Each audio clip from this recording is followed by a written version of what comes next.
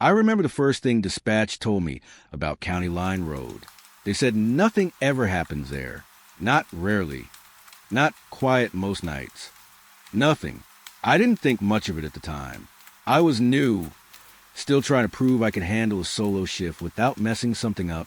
Out here, silence sounded like a gift. Less paperwork. Less risk. But the way she said it, the dispatcher, it stuck with me. She didn't sound relieved. She sounded careful, like she was choosing her words. I didn't notice that right away. Not until later. That night started like any other. Cold air, empty roads, the kind of quiet that presses against your ears if you sit in it too long. My cruiser hummed low under me, dashboard lights soft and steady. Everything felt under control. I kept checking the time. 10:12 p.m., 10:19 p.m., 10:27 p.m. I wasn't getting calls, not even noise complaints, no drunk drivers, no late-night arguments spilling into the street, just silence. Then dispatch broke it. Unit 12, shift reassignment. Her voice came through calm, flat, no static, no rush. "That's me," I said. "Head to County Line Road. Routine patrol." I waited for more. There wasn't any. No incident? I asked. A pause. Just a second too long. Negative. Another pause. Just keep an eye on it. That was it. No case number. No report. No reason. I should have asked more questions. But I didn't. You don't question assignments on your first month, unless you want people thinking you can't handle basic patrol. So I turned the wheel and headed out. The town lights faded behind me faster than I expected. 1 minute I was passing closed gas stations and dark storefronts. Next minute it was just fields. Wide, flat, empty. The road narrowed as I drove. Street lights thinned out, then disappeared completely. My headlights became the only light for miles. They stretched across the asphalt like something physical, cutting into the dark. That's when I noticed the first thing that didn't sit right. No houses. Not a single one. Back near town, even the quiet roads had the occasional farmhouse, a porch light, a parked truck, something to remind you people live there. But out here, nothing, just fields on both sides, black and endless. I slowed down a little, checked the GPS. County Line Road, correct. I kept going. The radio stayed quiet, too quiet. Even on slow nights, you usually hear something. Another unit checking in. Dispatch talking to someone. Background chatter. But now, nothing. I adjusted the volume. Turned the dial slightly. Still nothing. It felt like I'd driven out of range. I picked up the mic. Dispatch, Unit 12. Radio check. Silence. I frowned and tried again. Dispatch copy? The speaker gave a soft crackle. Then her voice came back. Clear. Too clear. Copy, Unit 12. I let out a breath I didn't realize I was holding. Radio went quiet for a second. I said, another pause. Then you're fine. Something about that answer felt incomplete, like she knew more than she was saying. I glanced at the rearview mirror. Nothing behind me. Just darkness swallowing the road I'd already passed. I kept driving. That's when I saw the sign. It came up fast, right at the edge of my headlights. White, reflective, County Line Road. The letters were faded, scratched, like they'd been there longer than anything else out here. But under it, there was something strange. Another sign, smaller, half buried in the dirt. I slowed the cruiser almost to a stop, leaning forward to read it. The paint was chipped, but I could still make out the words. No recorded incidents. I blinked. That didn't make sense. Road signs don't say things like that. I pulled over, engine idling. For a moment, I just sat there staring at it. No recorded incidents. Who puts that on a sign? And why? I grabbed my flashlight and stepped out. The cold hit me immediately, sharper than it felt inside the car. The kind that creeps into your jacket and settles in your bones. The road was silent. No wind. No insects. No distant hum of traffic. Just nothing. I walked closer to the sign. The beam of my flashlight shook a little in my hand, though I wasn't sure why. The smaller sign looked older than the main one. Rusted edges. bolts barely holding it in place, like someone had added it later, or maybe it had always been there. I reached out and brushed some dirt off the surface. That's when I noticed something else. Scratches, deep ones, not random, lines, overlapping, like someone had tried to cross the words out, but not completely, just enough to damage it. I felt a strange tightness in my chest, like I was standing somewhere I wasn't supposed to. I stepped back. The sound of my boots on gravel felt too loud. I turned to look down the road ahead, and for a second, I thought I saw something, far down the road. A shape, low, dark, sitting right in the middle of the lane. I froze, blinking, trying to focus. The headlights didn't reach that far clearly. The beam faded before it touched whatever it was. I stepped closer to the cruiser, squinted. The shape didn't move. Could have been anything. Debris, a broken sign, maybe a dead animal. But something about the way it sat there, it didn't feel random. I got back in the car, closed the door slowly. The sound echoed more than it should have. I put the cruiser into drive, started rolling forward, slow, careful. The shape got clearer as I approached, and my grip tightened on the wheel. It wasn't debris. It was a car, sitting sideways across the road. Engine off, lights off, no hazard signals. Just there, my heart started to pick up. Finally, something real, something I could handle. I reached for the radio. Dispatch, Unit 12. I've got a vehicle blocking the road. No lights, no movement. Possible disabled or abandoned. Silence. Dispatch copy? Nothing. The radio stayed dead. No static. No response. I glanced at it, then back at the road. The car didn't move. I swallowed. Okay, I muttered to myself. Handle it. I slowed the cruiser to a stop a few yards behind it. Kept my headlights on, flooding the vehicle with light.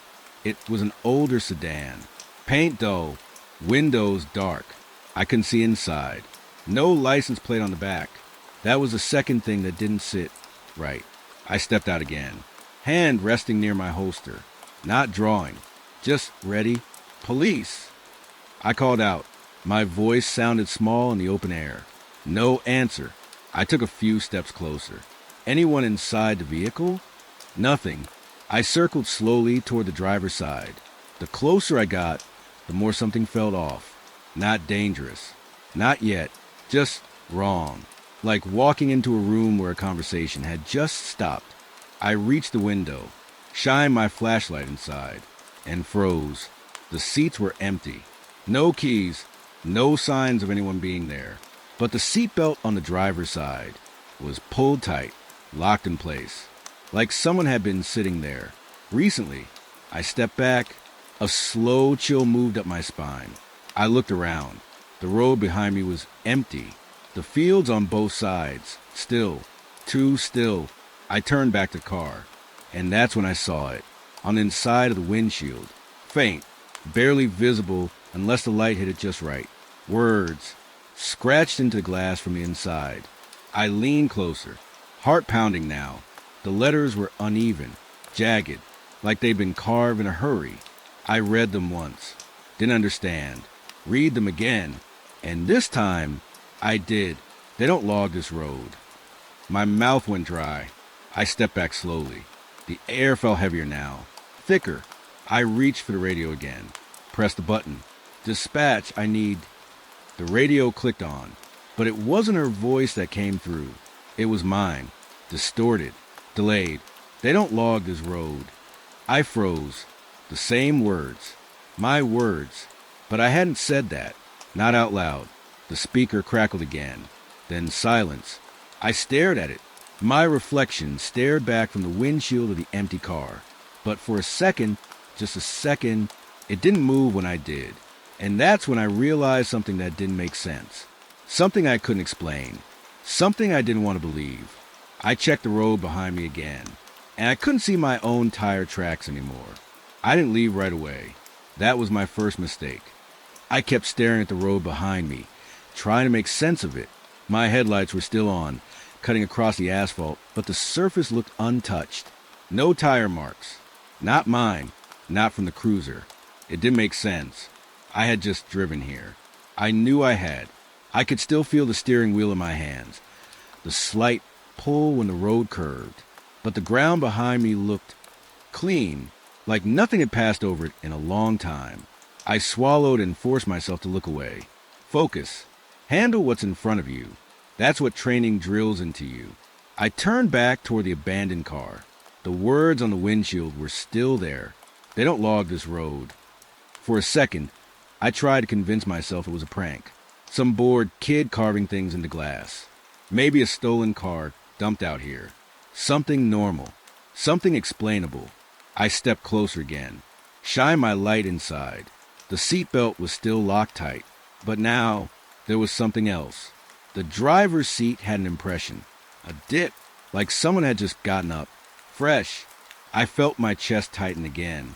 Okay, I whispered. Okay, someone was here. That helped. A little. It made it real. But then another thought slipped in right after. If someone was here, where did they go? I turned slowly, scanning the fields on both sides of the road. Flat land. No cover. No trees. No fences. Nothing to hide behind. If someone ran, I would have seen them. Unless they didn't run. The radio cracked suddenly. Loud. Sharp. I flinched and grabbed it. Unit 12. My voice came out faster than I expected. For a second, there was just static. Then, help. I froze. The voice was faint, like it was coming from far away, or buried under something. Please? I can't. The signal cut. I stared at the radio. My pulse started climbing again. Dispatch. I said quickly. Repeat that transmission. No answer. Just that empty, dead silence again. But this time, it didn't feel like a broken connection. It felt like something had stepped in and stepped out. I pressed the mic harder. Dispatch. I just received a distress call. Possible female. Weak signal. I need confirmation. Nothing. My voice sounded too loud now. Too alone. I lowered the mic slowly. Then it hit me. That voice. It wasn't coming from dispatch. It wasn't routed. It didn't have that clean, filtered tone. It sounded raw, like it was coming straight through the air, or from somewhere nearby. I looked at the abandoned car again. My stomach dropped. No, that didn't make sense. I moved toward it anyway. Slow, careful. Each step felt heavier than the last. I reached the driver's side again. The window was still intact. No cracks, no damage. But the door wasn't fully closed anymore. I stopped. I knew for a fact it had been shut. I remembered the reflection in the glass. I remembered leaning in. Now there was a small gap, barely an inch, just enough to notice. A thin line of darkness between the door and the frame. I didn't hear it open. I didn't see it move. But it had. Something inside me said step back, leave, get in the cruiser and drive. But another part of me, the part that didn't want to look weak, the part that still believed there was a simple answer, that part pushed me forward. I reached out and pulled the door open. Slow. The hinges made no sound. That was wrong. Old cars always make noise. But this one, silent. The interior smelled stale. Not rotten. Not fresh. Just old. Like a room that hadn't been opened in years. I leaned in, shining my flashlight across the seats. Still empty. Still no keys. Still no sign of a driver. But on the passenger seat, there was something new. A radio. Not like mine. Older. Handheld. The kind we phased out years ago. It was turned on. A small red light blinked steadily. My breath caught. I stepped closer. Picked it up. The plastic felt cold. Too cold. Like it had been sitting outside. Not inside a car. The speaker crackled. You said you'd send someone. The same voice. Clearer this time. A woman. Strained. Breathing hard between words. I'm still here. I swallowed. Ma'am. I said, instinct kicking in. This is officer. Why didn't you log it? My words died in my throat. She wasn't responding to me. She wasn't hearing me. She was talking to someone else. Someone who wasn't here anymore. You said help was coming. The The signal wavered, then steadied again. I can see the road. I'm right here. I felt a chill spread across my arms. Right here. I looked up slowly. The empty road stretched ahead of me, my headlights still cutting through the dark. No movement, no person, no wreck, just asphalt and black fields. Please? The voice broke. Then the radio went silent. Red light stayed on, blinking, steady. I stared at it for a long second. Then I made a decision. All right, I said under my breath. We're finding you. I set the old radio on the hood of the abandoned car, turned back toward my cruiser, grabbed my spotlight. Stronger beam, better range. If someone was out there, I'd see them. I stepped into the road, swept the light across the fields. Left side, nothing. Right side, nothing. Just rows of low crops, barely moving in the still air. Then I pointed the beam straight ahead, down the road, and that's when I saw it. Far out, right at the edge of the light. Something broken, twisted metal, low to the ground. My heart kicked hard. There you are. I started walking, fast at first, then slower as I got closer. The shape became clearer. A car, badly wrecked, front end crushed inward, glass shattered, one wheel bent at an angle that didn't look possible. It sat half off the road, like it had slid there and stopped. I reached it, my chest tight, my mind already running through procedures. Check for survivors, call it in, secure the scene. But something stopped me right before I got too close. There were no skid marks, no debris trail, no broken pieces scattered across the road. It was just there, placed, like it hadn't crashed here, like it had been dropped. I stepped closer anyway, shined my light inside, and my stomach turned. The driver's seat was occupied. A woman, slumped forward, hair covering most of her face. Seatbelt locked across her chest. My breath slowed. Ma'am, I called out. No movement. I took another step. The beam of my light moved across her hands. They were gripping the wheel. Tight, too tight, like they'd been frozen that way. Ma'am, can you hear me? Still nothing. I reached for the door handle. Hesitated. Something fell off again. Familiar, like I'd already done this once tonight. I pulled the door open. It creaked this time. Loud, sharp. The woman didn't react. I leaned in slightly. Ma'am, I'm going to help you. And then she moved.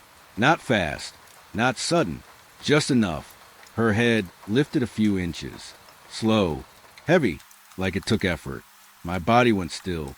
Her face came into the light, and my chest went cold. Her eyes were open, wide, but not looking at me, looking past me. Through me, her lips parted slightly, dry, cracked, and she spoke, soft, barely there. You took too long. I stepped back without thinking. My heel hit loose gravel. I almost lost my balance. When I looked up again, the car was empty. No woman, no body, nothing, just a crushed interior. Seatbelt hanging loose now, swinging slightly, back and forth. I stood there, frozen, the night pressing in around me, my breathing loud in my own ears. Then I heard it, behind me, from back down the road. My radio, my actual radio, crackling to life. I turned slowly, heart pounding, and I already knew, before I even reached it, before I even picked it up, that whatever was about to come through was not going to be logged anywhere. I didn't want to turn around, but the radio forced me to. It wasn't loud, not urgent, just steady, like it had been waiting for me to come back. I stood there for a second longer, staring at the empty wreck in front of me. The seatbelt was still moving, slow and loose, like something had just slipped out of it. You took too long. Her voice kept echoing in my head. I stepped back, then another step, and then I turned. The walk back to my cruiser felt longer than it should have been. The distance hadn't changed. The road hadn't stretched, but it felt like it had. Each step felt like I was moving through something thick. Like the air itself didn't want me leaving that spot. The abandoned car came into view again. Same position, same angle. Driver door still open. The old radio I had placed on the hood, gone. I stopped walking. My chest tightened again. No, I left it right there. I moved faster now. Reached the cruiser. Grabbed the door handle. Paused. The radio inside was still crackling. Low, soft, like a whisper trapped in a box. I opened the door and got in. The interior felt colder than before. Not outside cold. Something different. Like the heat had been drained out slowly. I picked up the mic. Dispatch Unit 12. My voice sounded tight, controlled, but underneath it, something was starting to slip. I need confirmation on a vehicle collision on County Line Road. One occupant. Female, possible fatality. No response from victim. Please log this and send backup. Silence. Then, Unit 12, repeat. Her voice. Finally. Clear. Normal. Too normal. I let out a breath. Yeah, I've got a wreck about maybe half a mile down from the county marker. Female driver. Unresponsive. A pause. Then she said something that made my stomach drop. Unit 12, there are no active calls on your route. I blinked. No, I didn't say there was a call. I found no incidents have been reported on County Line Road. Her tone didn't change. Flat, calm, like she was reading something off a screen. I'm telling you there's a crash out here. I said, a little sharper now. It's real. I'm looking at it. Another pause. Longer this time. Then, that location has no recorded incidents. The same words. From the sign. From the windshield. My grip tightened on the mic. Then log one. I didn't mean for it to come out like that. But it did. Silence again. Then quieter. We can't. Something inside me shifted. What do you mean you can't? Her voice dropped just slightly. Like she didn't want someone else to hear. There's no case number assigned. I don't need a case number to report a crash. Another pause. Then, that road doesn't generate cases. My chest felt tight again, like I couldn't get a full breath. That doesn't make sense. I know. That was the first honest thing she'd said. I sat there, staring out at the dark road ahead, my headlights still cutting into nothing. So what happens now? I asked. She didn't answer right away. When she did, it was softer. You shouldn't stay there. I swallowed. I have to. There's a victim. No, she said, quick this time. You don't understand. I leaned forward slightly. Then help me understand. Another pause, longer than before. Then the line filled with static. Not sharp, not broken, just heavy, like something was pressing against the signal. And when her voice came back, it wasn't as clear anymore. That road, she started, then stopped. The static grew louder. Things get reported there, but not here. A chill ran down my back. What does that mean? They call, but it doesn't enter the system. Her voice faded in and out, like it never happened. My eyes moved slowly toward the road again, toward the place where I had seen the wreck. You're saying that crash isn't real? No, she said, and for the first time, there was something in her voice. Fear. I'm saying it didn't happen here. My throat went dry. Then where did it happen? The radio went silent, just like that. No static, no click, nothing. I stared at it, waited. Nothing came back. I exhaled slowly, then looked at the time on the dashboard. 11:03 p.m. I frowned. That couldn't be right. When I first got assigned this road, it had barely been past 10. I'd been out here maybe 20 minutes, 30 at most, not an hour. I checked my watch. Same time, 11:03. I looked back at the road again. Something felt off. Different, subtle, but wrong. I stepped out of the cruiser again. The cold hit me again, but weaker this time. Like it wasn't as sharp anymore. Like something had dulled it. I walked toward the wreck again. But this time, it wasn't half a mile away. It was closer, much closer. Close enough that I could see it clearly without the spotlight. I stopped. That wasn't possible. I hadn't heard anything move. I hadn't seen headlights. But the wreck had changed position. I approached slowly. My heart beat loud again. I reached the driver's side. Looked in. Empty, just like before. But now, there was something on the dashboard. A piece of paper. Folded once. I didn't remember seeing that before. I reached in and picked it up. It felt dry, brittle, like it had been sitting somewhere for years. I unfolded it carefully. The paper cracked slightly at the edges. There was writing on it, faded, uneven, like it had been written in a hurry. I leaned closer to read it. It took a second for my eyes to adjust. Then the words came into focus. Report filed, 12:14 a.m. Location, County Line Road. Status, pending response. Officer assigned, Unit 12. My hands went cold. I read it again, slower this time. The time, 12:14 a.m. I looked at my watch. 11:05 p.m. That hadn't happened yet. I felt something shift inside my chest. A slow, heavy realization. This wasn't a record of something that had happened. It was a record of something that was going to. I looked back at the empty seat, the loose seatbelt, the cracked glass, and for a second, I could almost see her again, sitting there, waiting, breathing, calling for help. My radio crackled again, soft, almost gentle. I turned slowly, picked it up, didn't speak. I already knew what I was going to hear. Hello? Her voice.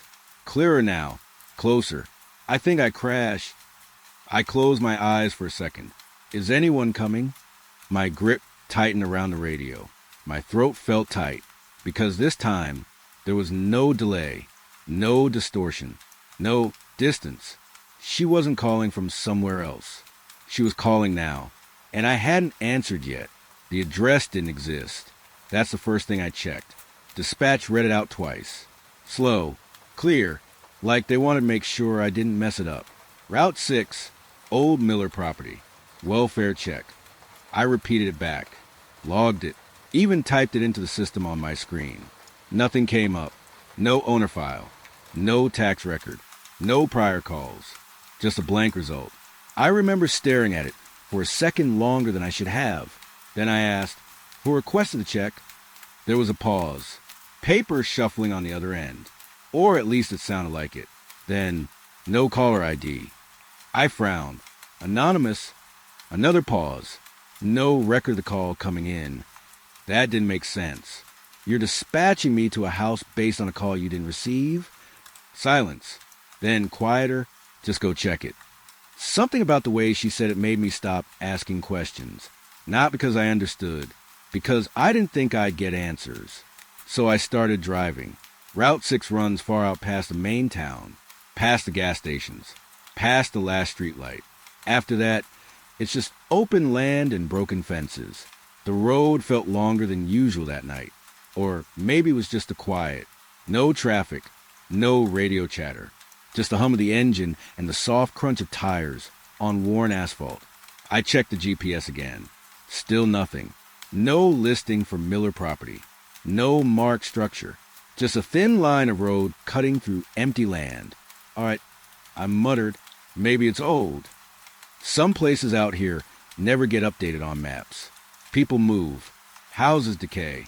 Records get lost. That's what I told myself. It made enough sense to keep going. Then I saw the mailbox. It came up suddenly in my headlights, leaning to one side, rust covering most of the metal. No flag, no number, just a faint name scratched across the front. Miller. I slowed the cruiser, pulled over slightly. That confirmed it. This was the place. But something about it felt off. The mailbox looked like it hadn't been used in years. No fresh paint. No recent marks. No tire tracks leading off the road. I stepped out. The air felt still. Too still, even for this far out. I walked up to the mailbox and touched it lightly. It shifted under my hand, loose in the ground, like it hadn't been checked in a long time. I looked past it. There was a dirt path leading off into the darkness, barely visible. If I hadn't slowed down, I would have missed it. No gate, no fence, just a narrow path cutting through tall grass. I went back to the cruiser and turned it toward the path. The headlights pushed into it slowly, revealing more of the ground. Still no tire marks. That bothered me. Even if someone lived out here, they'd have to drive in and out. But the dirt looked untouched, flat, undisturbed, like no one had used it in weeks, maybe longer. I drove in anyway, slow, The grass brushed against the sides of the cruiser, soft at first, then louder as it got thicker. The path curved slightly, then straightened, and that's when I saw the house. It sat back from the road, just beyond the reach of the headlights. Old, 2 stories, paint peeling off in long strips. Windows dark, no porch light, no movement. I stopped the cruiser about 20 feet away, let the engine idle. For a moment, I just sat there, looking at it, waiting for something, a light turning on, a curtain moving, anything. Nothing happened. I reached for the radio. Dispatch, Unit 7. I'm at the location. Silence. I frowned. Dispatch copy? Nothing. Same dead quiet. I tapped the radio once. Then again. Still nothing. That feeling came back. The same one you get when you realize you're farther out than you thought. Out of range. Out of reach. I exhaled slowly. All right. I stepped out. The ground felt softer here, like it hadn't been walked on much. My boots sank slightly with each step. I moved toward the house. The front porch came into view, with boards, some broken, some missing. The railing leaned inward like it was tired of standing. I stopped at the bottom of the steps. Listened. Nothing. No voices. No movement. No wind. Even the insects were quiet. I climbed the steps slowly. Each one creaked under my weight. Loud. Too loud. The sound echoed through the empty yard. I reached the door. It was closed. Old wood. Faded paint. I knocked. Firm. Professional. Sheriff's Department. The sound of the knock seemed to sink into the house and disappear. No echo inside. No response. I waited. Counted to 10. Knocked again. Welfare check. If anyone's inside, please come to the door. Nothing. I tried the handle. It turned easily. The door opened an inch. Then stopped. Something blocked it from inside. I pushed a little harder. The door creaked open just enough for me to see inside. Dark. Thick dark. Like the light didn't want to go in. I pulled out my flashlight. Shined it through the gap. The beam cut into a small part of the room. Living room. Old furniture. Covered in dust. Sheets draped over the couch and chairs. Everything still. Everything untouched. I pushed the door open further. Whatever was blocking it scraped along the floor. A chair, fallen sideways behind the door. I stepped inside. The air hit me immediately. Stale. Dry. Like a place that had been closed for years. I moved the flashlight slowly across the room. Dust everywhere. Thick enough to leave clear footprints. And that's when I saw it. Footprints. Already there. Leading deeper into the house. Fresh. Clear. Not mine. I froze. The prints were small. Narrow. Like someone barefoot or wearing thin shoes. They started near the middle of the room. Not from the door. Not from any visible entrance. Just there. Then they moved toward the hallway. I felt my grip tighten on the flashlight. Hello? I called out. My voice sounded wrong in the space. Too soft. Like the house was swallowing it. No answer. But something shifted. Deep inside. A faint sound. Not a voice. Not a step. Just movement. I followed the footprints. Slow. Each step careful. The hallway stretched ahead of me. Narrow. Walls cracked. Paint peeling. The beam of my light moved over old picture frames. Faces covered in dust. I stopped at one. Wiped part of it clean with my thumb. A family. Man. Woman. 2 kids. Standing in front of the same house. Smiling. Normal.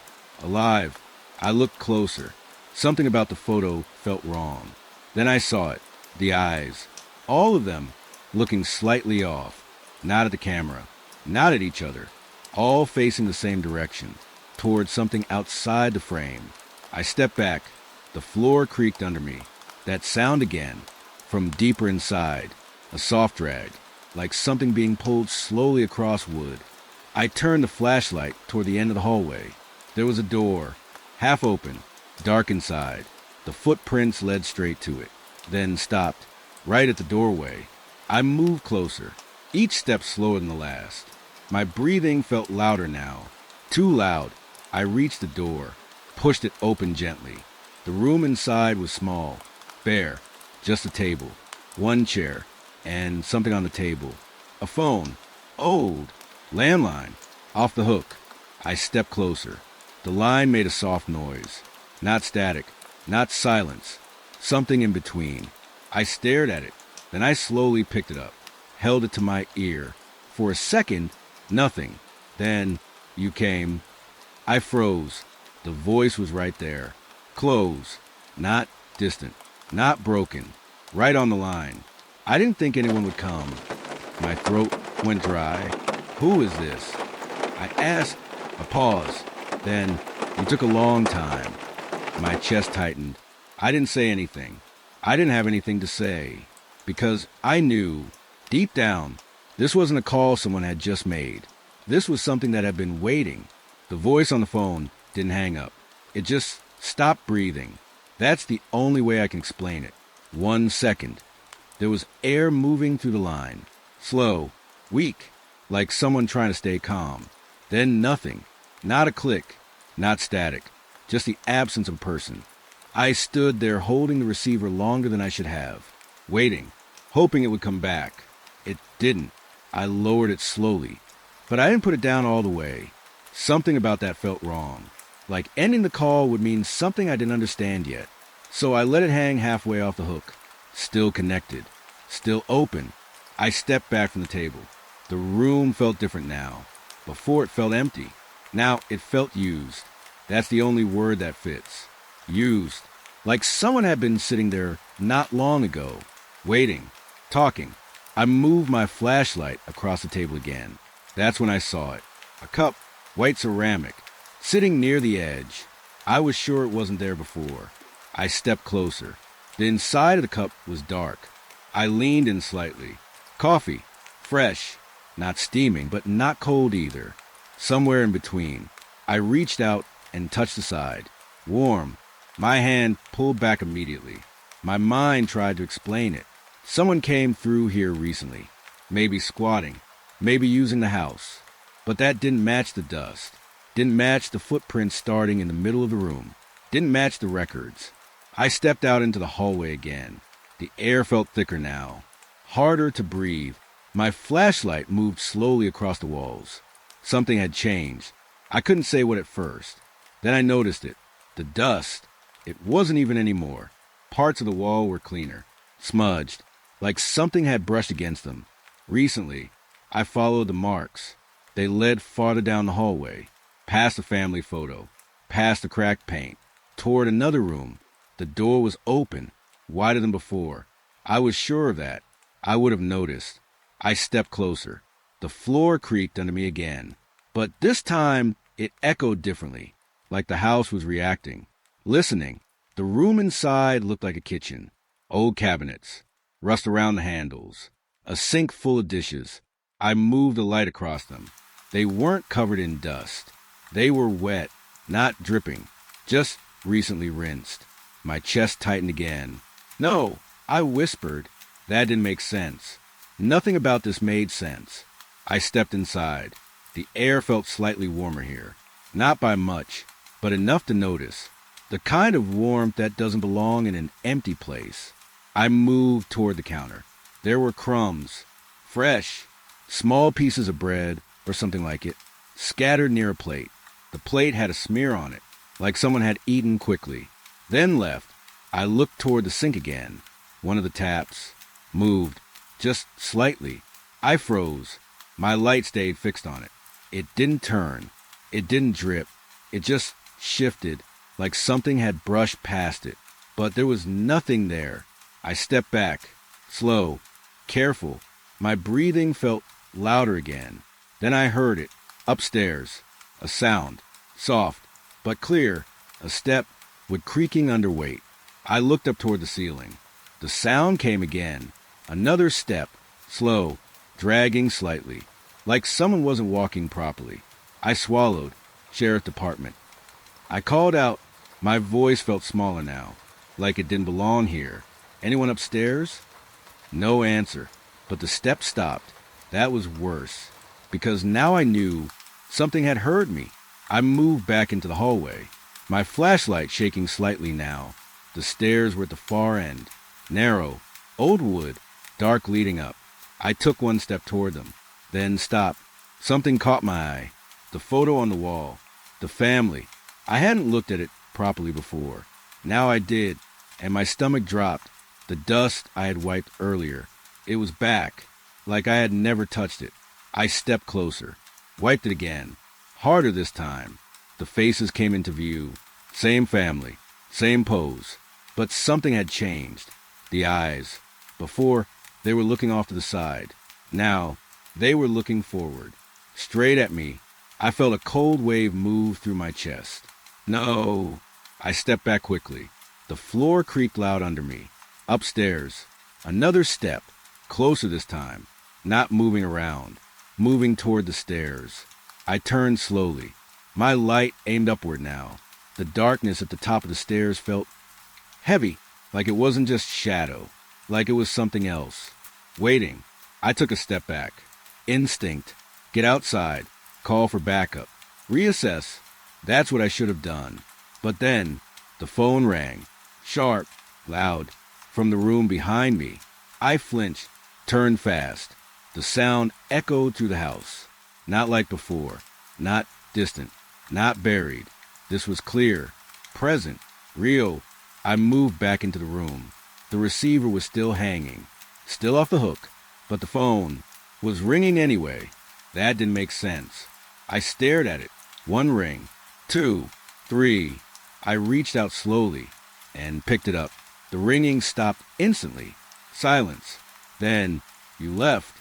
The same voice, but different, stronger, clearer, not weak anymore. I'm still here, she said. My throat tightened. I didn't leave, I said quietly. A pause. Then, you always say that. My grip tightened on the receiver. What do you mean? Another pause. Then something that made my stomach drop. Last time you walked out, my mind went blank for a second. Last time, you didn't come upstairs. The floor above me creaked again. Slow. Heavy. I waited. My eyes moved toward the stairs. You never came back. I felt something shift inside me. A realization. Cold. Heavy. This wasn't the first time someone had been sent here. And whoever came before me didn't finish it. The line went quiet again. But this time, I didn't feel alone.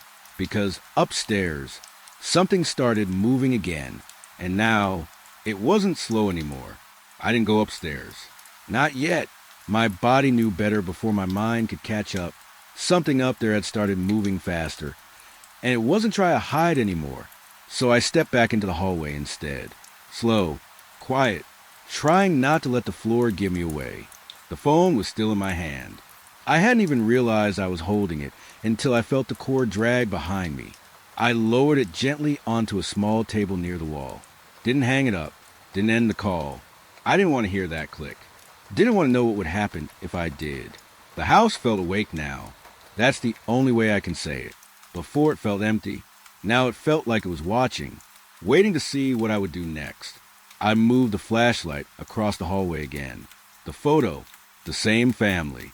But now, there were more of them. I stopped breathing for a second. I stepped closer. There had only been 4 people before. Man, woman, 2 kids. Now there were 5. A 5th figure stood at the edge of the frame, slightly behind the others.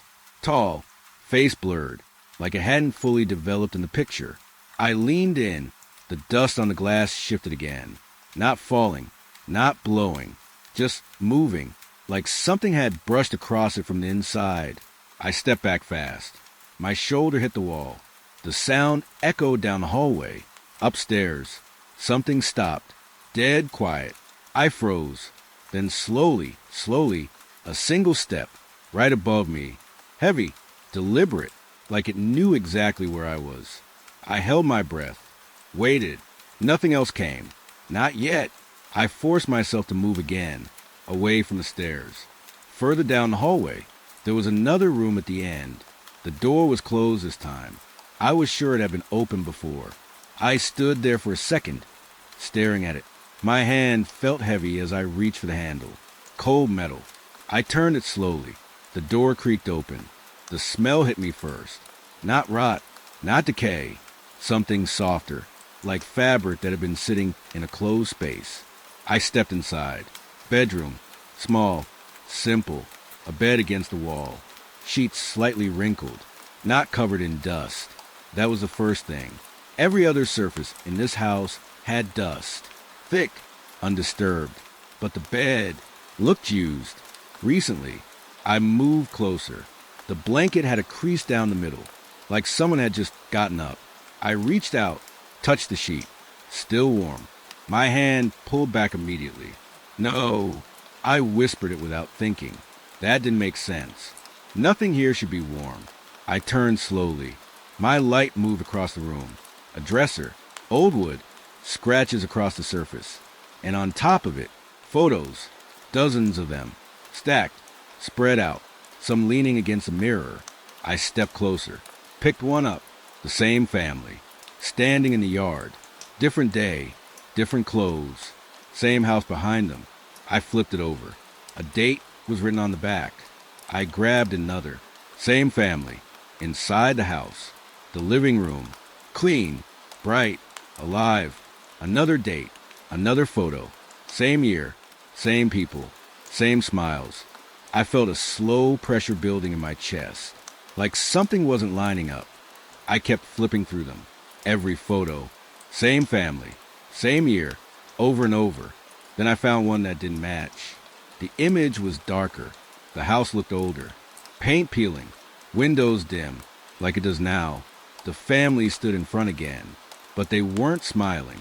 They looked tense, uncomfortable, like they didn't want to be there. I turned it over. No date, just one word. Stay. My throat tightened. I put that one down slowly.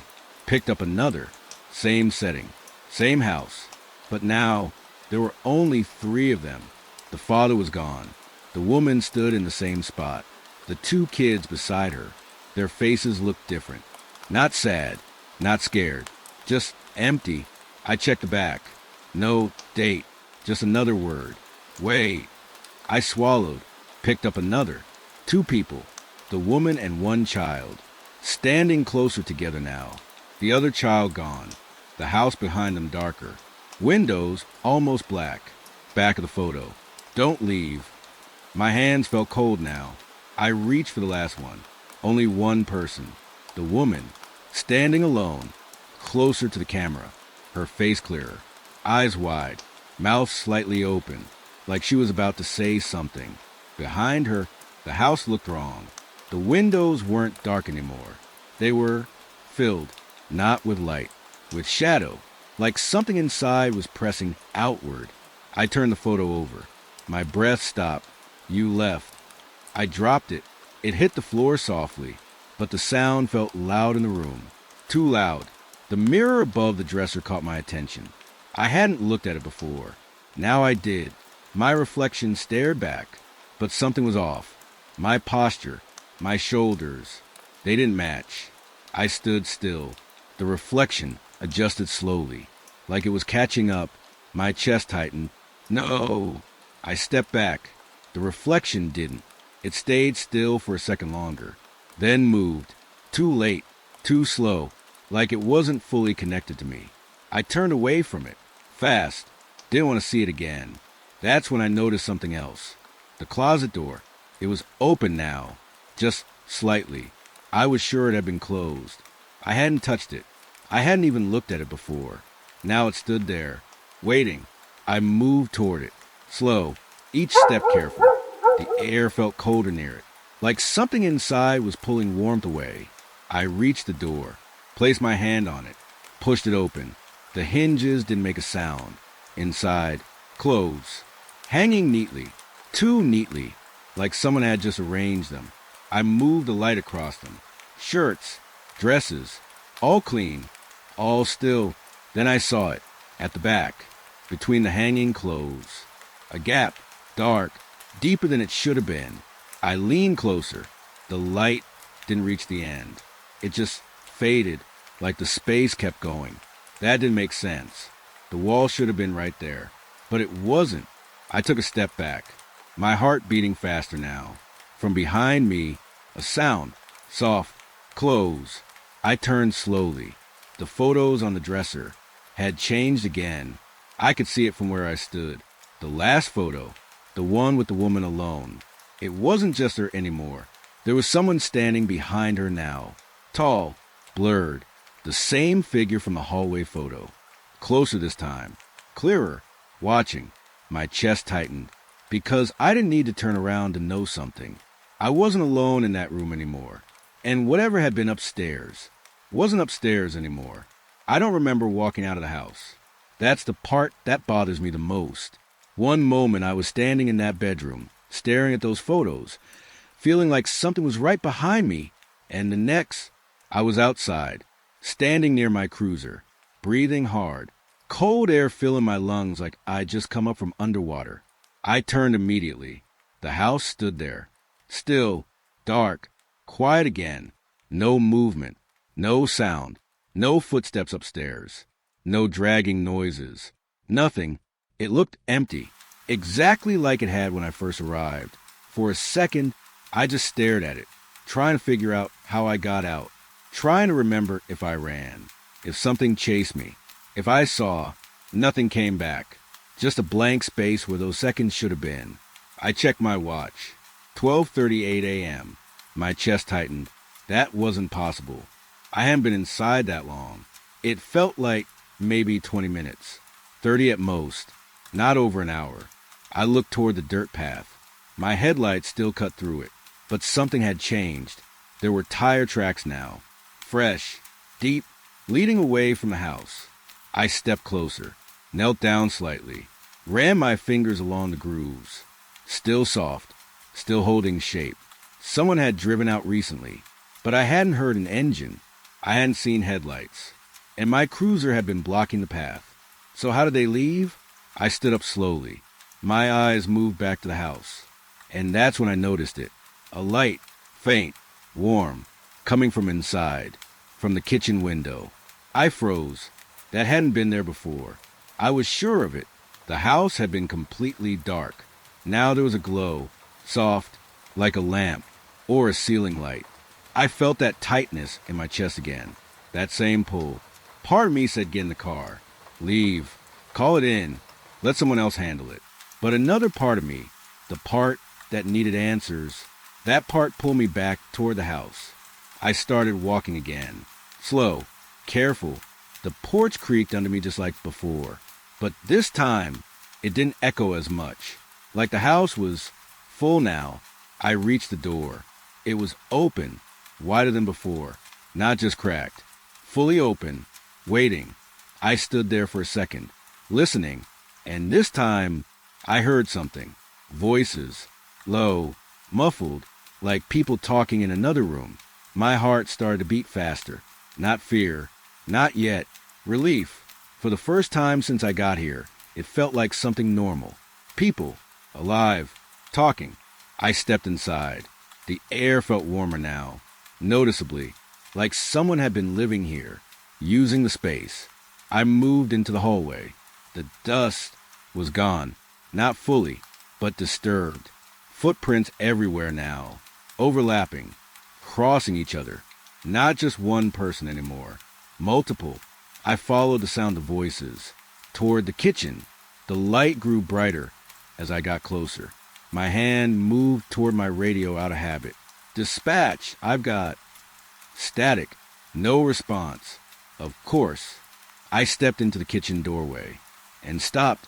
There were 4 people sitting at the table, the same 4 from the photos. The father, the mother, the 2 kids. They sat close together, plates in front of them, food on the table, steam rising slowly from a bowl in the center. For a second, it looked completely normal, like I had just walked into a late dinner. No one reacted.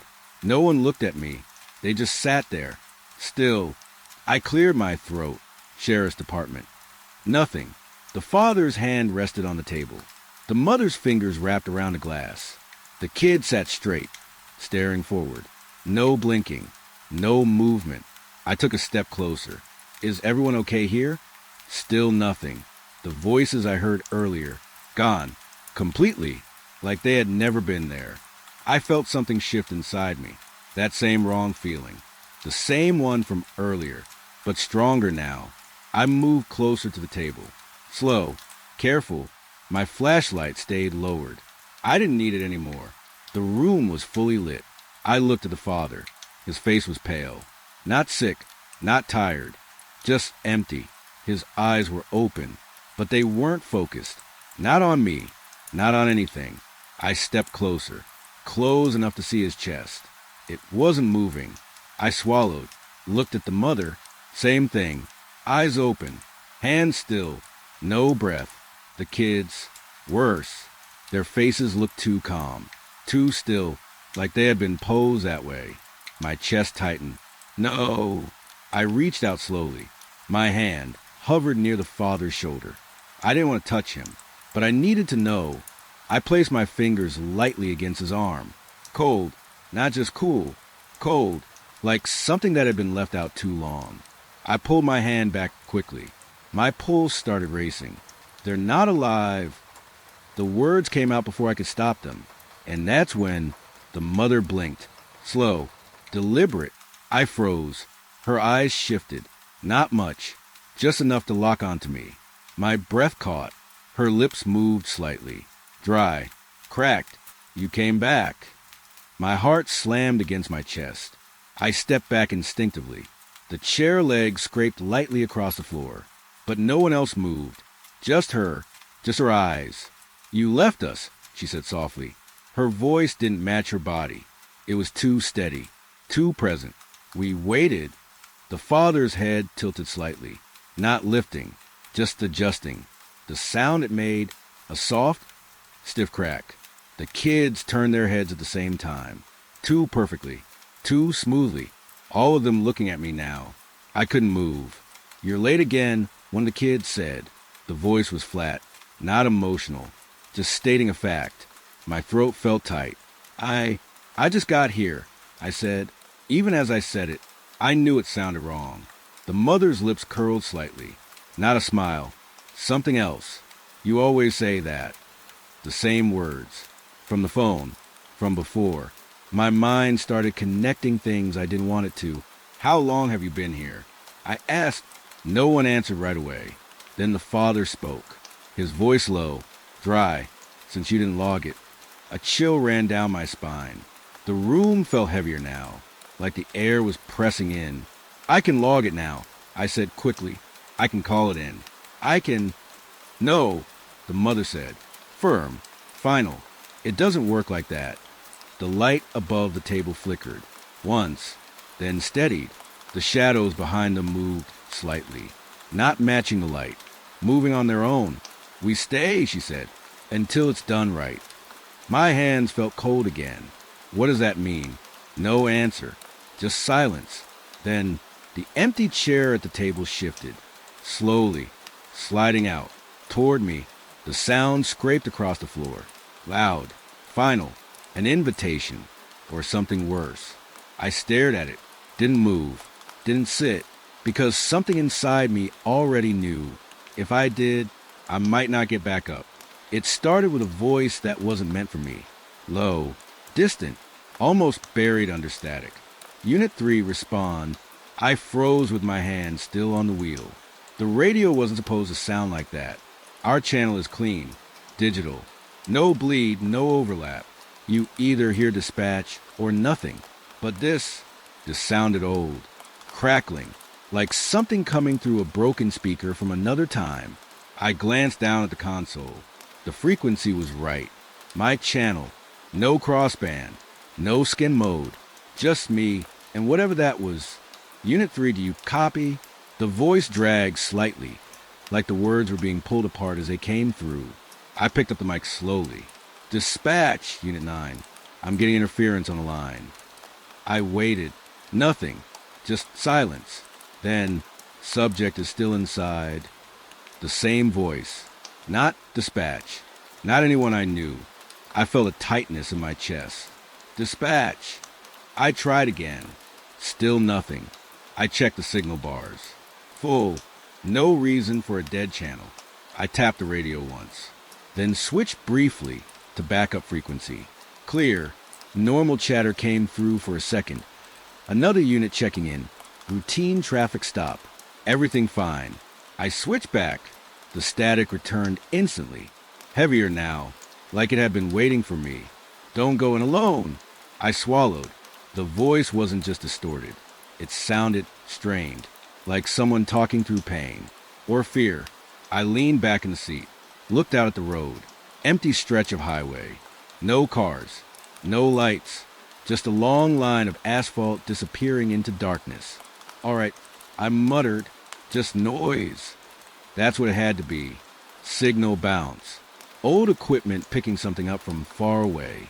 I'd heard about it before. Didn't mean anything. Didn't mean it was real. Then the voice said my location. Route 18 north side near the mile marker. My grip tightened on the steering wheel. I looked around instinctively. There was no one else out here. No vehicles. No houses nearby. Just open land. How would... I didn't finish the thought, because the radio crackled again. He doesn't know yet. A second voice. Quieter. Different. Not the same person. This one sounded closer. Clearer. Like it wasn't traveling as far. I felt a slow chill move through me. Dispatch. Confirm if any units are operating on alternate channels. I said, trying to keep my voice steady. Silence. Then, you didn't log it? The first voice again. Angrier now. More urgent. You left it open? My chest tightened. Left what open? I hadn't responded to anything tonight. No active calls. Just routine patrol. I checked the screen again. Nothing pending. No alerts. No dispatch notes. Everything clean. Too clean. Door still open. The second voice whispered. Soft. Almost careful. Like it didn't want to be heard. I sat there for a second longer. Listening. Waiting. Then something shifted. The static dropped. Not gone. Just lower. Like something had stepped back from the microphone. And in that small gap, I heard something else. Breathing. Not mine. Slow. Uneven. Right there in the line. I pulled the mic closer. Who is this? I asked. No response. Just that breathing. Then, he's asking questions now. The second voice again. And this time, it sounded like it was right behind me. I turned fast. The back seat was empty. Of course it was. But for a split second, I thought I saw something. A shape. Just a shift in the darkness. Gone as soon as I focused on it. I turned back slowly. My heart beating faster now. Okay, I whispered. Okay, just stay calm. I reached for the ignition. Thought about driving. Getting out of the stretch. Back toward town. Back into range. But the radio crackled again. Sharp this time. Loud. Unit 3 status? The first voice. Clearer now. Stronger. Like it had locked onto something. We lost contact. A pause. Then, last known location, same as yours. My stomach dropped. I looked at the road ahead again. It felt different now. Not empty. Just waiting. What happened to Unit 3? I asked before I could stop myself. The line went quiet. For a moment, I thought maybe it was over. Maybe whatever this was had ended. Then, you responded after? The second voice again. Soft. Close. But you didn't remember? My throat went dry. That's not possible, I said. I would remember something like that. A missing officer. A call. An incident. That's not something you forget. You always say that. The words hit harder than they should have. Because I'd heard them before. Not tonight. But somewhere. Some other time. I just couldn't place it. The radio hissed again. Then, a new sound. Not a voice. Not breathing. Something else. Metal. Dragging. Slow. Like something being pulled across the ground. My eyes moved to the side of the road. The dirt shoulder. The dark beyond it. Nothing there. But the sound continued. Closer now. Don't look, the second voice whispered. Too late. My head had already turned. My eyes scanning the darkness just beyond the reach of the headlights. And for a second, I saw it. A shape. Low. Unclear. Moving along the edge of the road. Not walking. dragging. Then the headlights flickered. Just once, and it was gone. My chest tightened hard. I turned back to the front, hands gripping the wheel. The radio went silent again, completely, like nothing had ever been there. I sat like that for a long moment, breathing, waiting, listening. Then slowly, very slowly, I looked down at the incident log screen. It had changed, a new entry. I hadn't typed anything, hadn't touched it, but there it was, logged, clear as day. Case ID, 03-1187. Unit assigned, 9. Status, active. Location, Route 18 North Side. Notes, unit responded after signal loss. My hands felt cold again, because I hadn't responded to anything. Not tonight, not ever. But according to that screen, I already had, and whatever happened out here, had been waiting for me to come back. The names on the log didn't belong to anyone active. I noticed that before anything else. My eyes stayed locked on the screen, rereading the same line over and over like it would change if I stared long enough. Case ID, 03-1187 unit assigned. 9 prior units. 3, 5, 7 status. Lost contact. My throat felt dry. Lost contact. Not cleared. Not resolved. Not transferred. Lost. I scrolled down. My fingers felt slower than usual, like they didn't want to move. Additional notes started filling the screen. Not typed by me. Not entered through dispatch. Just appearing. Unit 3. Last transmission 014, subject located. Structure not on map. Unit 5. Last transmission 022, door open. No sign of forced entry. Unit 7. Last transmission 031, voices inside. No visual confirmation. My chest tightened. Those weren't old logs. They read like something that had just happened. But I knew those unit numbers. Not personally, but from the station. Old talk. Stories no one really told fully. Just bits, pieces. About a search operation years ago. Rural area. Multiple officers sent in. None of them came back the same. Some didn't come back at all. I had always thought it was exaggerated. Stories get like that over time. Details stretch. Truth bends. But sitting there, looking at those logs, it didn't feel like a story anymore. The radio crackled softly, low, like it was warming up again. Unit 5, do you copy? The voice was clearer now. Still old, still strained, but closer, like the signal had found a direct path. I didn't pick up the mic this time. I just listened. I'm inside.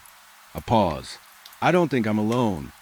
The words hung there, heavy, real. I swallowed. That wasn't recorded chatter. That wasn't looping. The timing was off. The breathing between words.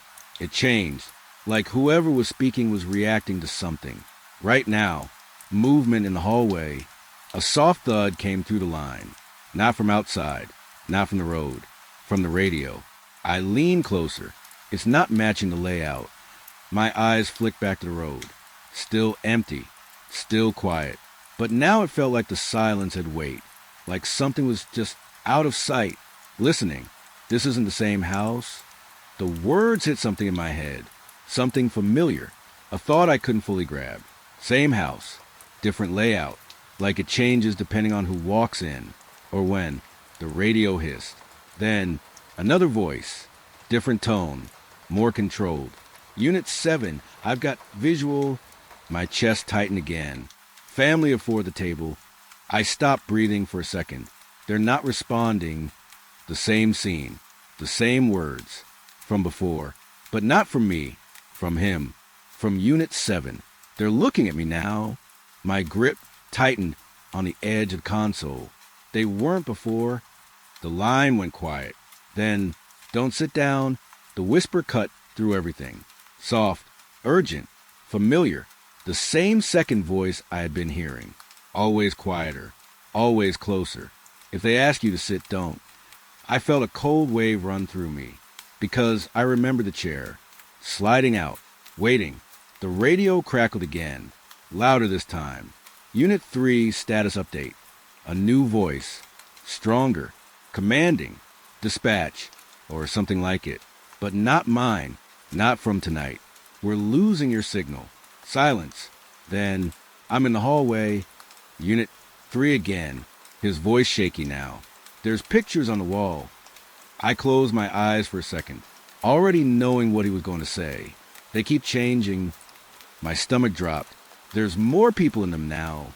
The breathing on the line got heavier, faster. I don't remember taking these. A pause. Then, I think one of them is me. My eyes snapped open. The road ahead blurred slightly. My heart started beating faster. That's not possible, I whispered, but the voice didn't stop. I'm standing behind him. His voice cracked. I'm not moving. The line filled with a low hum. Then, but I'm still there. Silence again. Heavy. Pressing. I looked back at the log screen. Another line had been added. Unit 3. Status. Present. My chest tightened hard. Present. Not missing. Not deceased.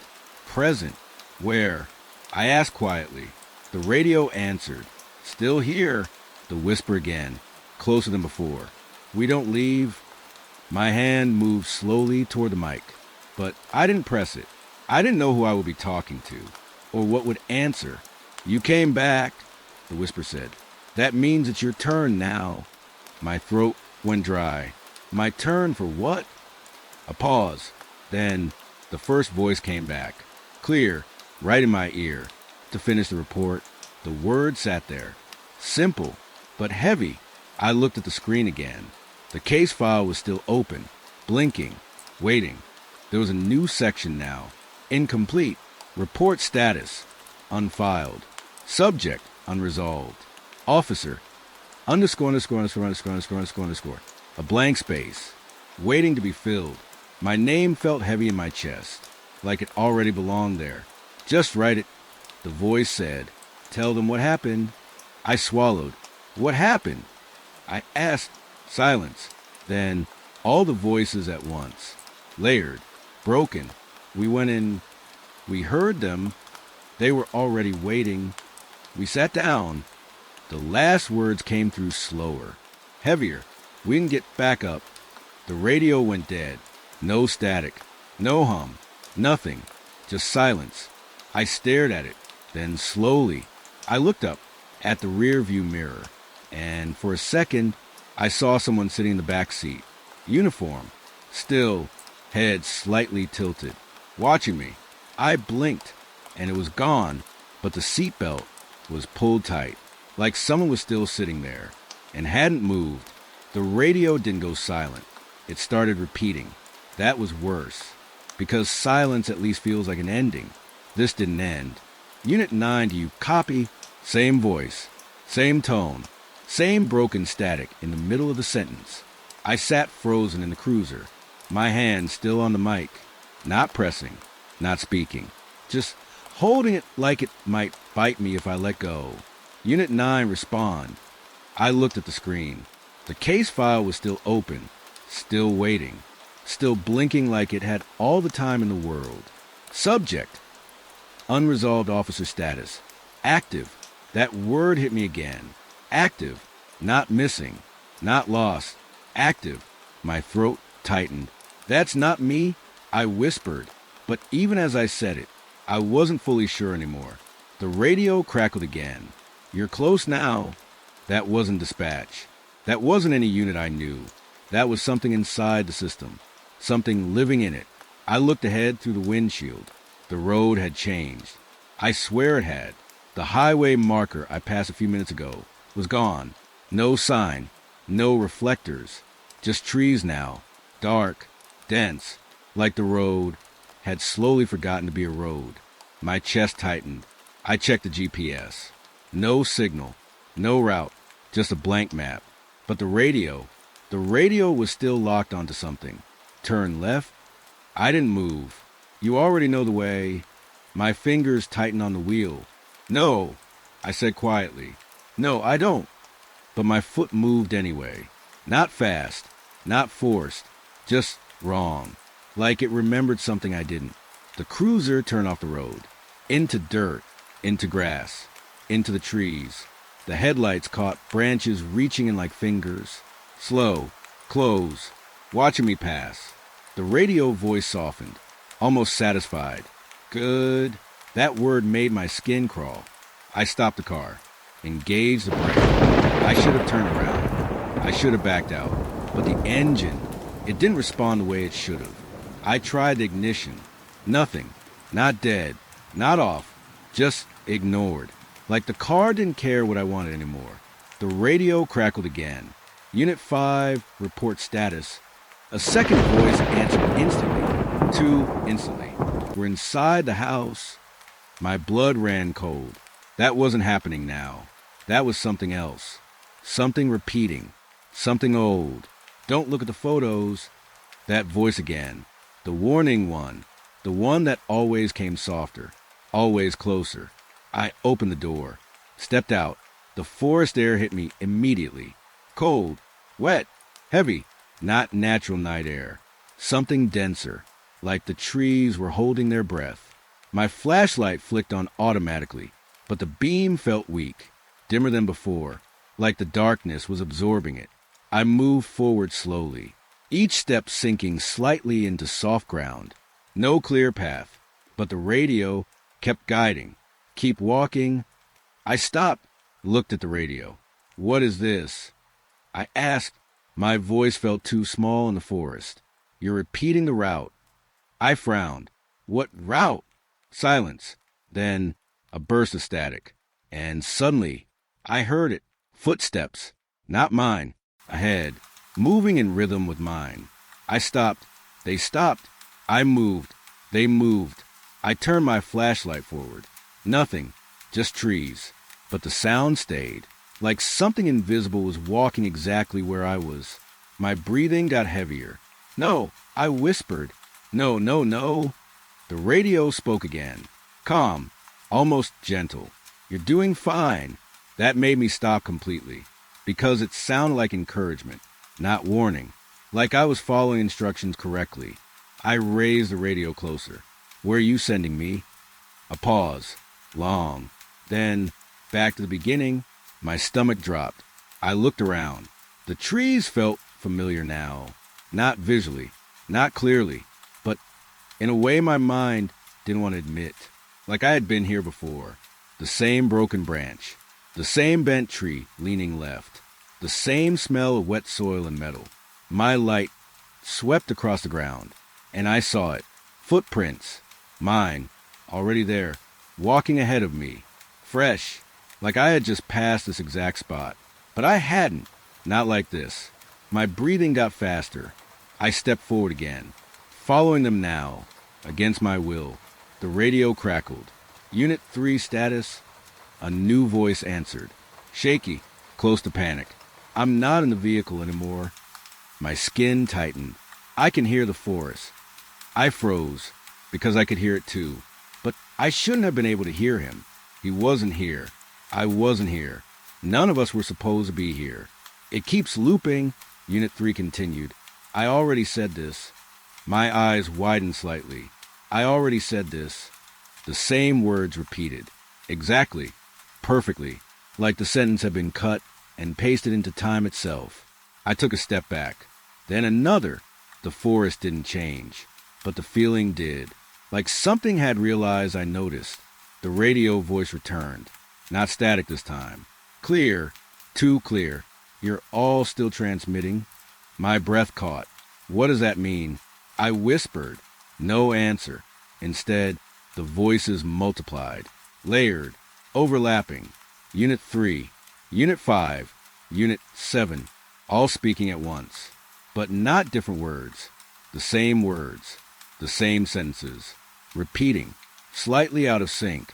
Like a broken recording trying to align itself. I'm inside. I'm inside. Don't sit down. Don't sit down.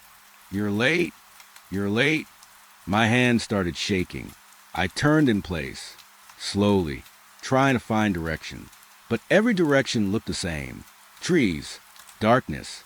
Repeating shapes. Then I saw something that made my stomach drop completely. A cruiser. My cruiser. Parked ahead, exactly where I had left it, but I had just walked away from it.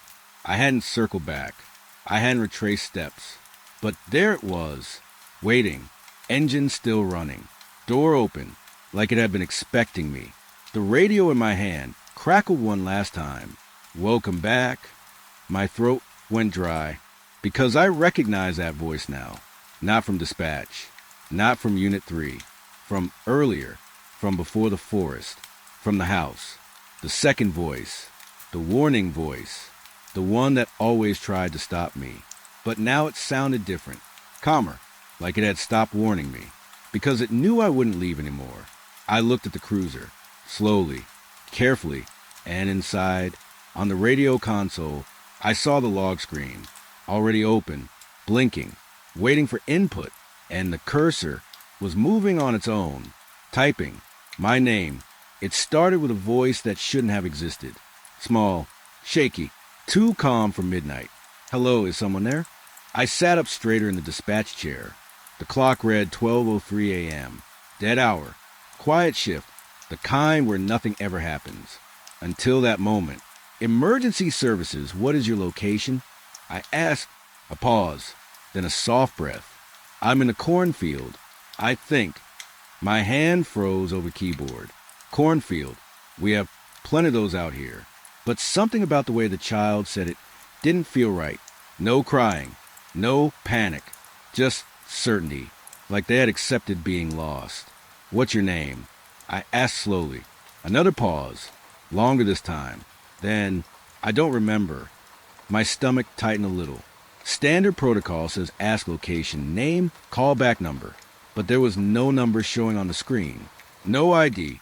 No trace. Like the call was coming from nowhere at all. I checked the system again. Incoming line, unknown. Not even blocked. Just blank. Can you see anything around you? I asked. The voice lowered, like the child was whispering into tall grass. It's very tall. I can't see the road anymore. A small rustle came through the line. Wind, maybe, or something brushing through crops. Then, I think something is walking with me. I felt a cold shift in my chest. Something like, what? I asked. No answer. Just breathing. Slow. Controlled. Too controlled. Then the child spoke again. It's copying my steps. I looked toward the glass window of the dispatch room. Empty parking lot outside. Floodlights humming. Nothing unusual. But inside my head, something didn't sit right. Because kids don't say things like that. Not like that. Not that calmly. I opened the emergency database. Typed fast. Missing persons. Child active. Search returned nothing. I refined it. Age range. Area radius. Last 24 hours. Still nothing. Not a single report. I leaned closer to Mike.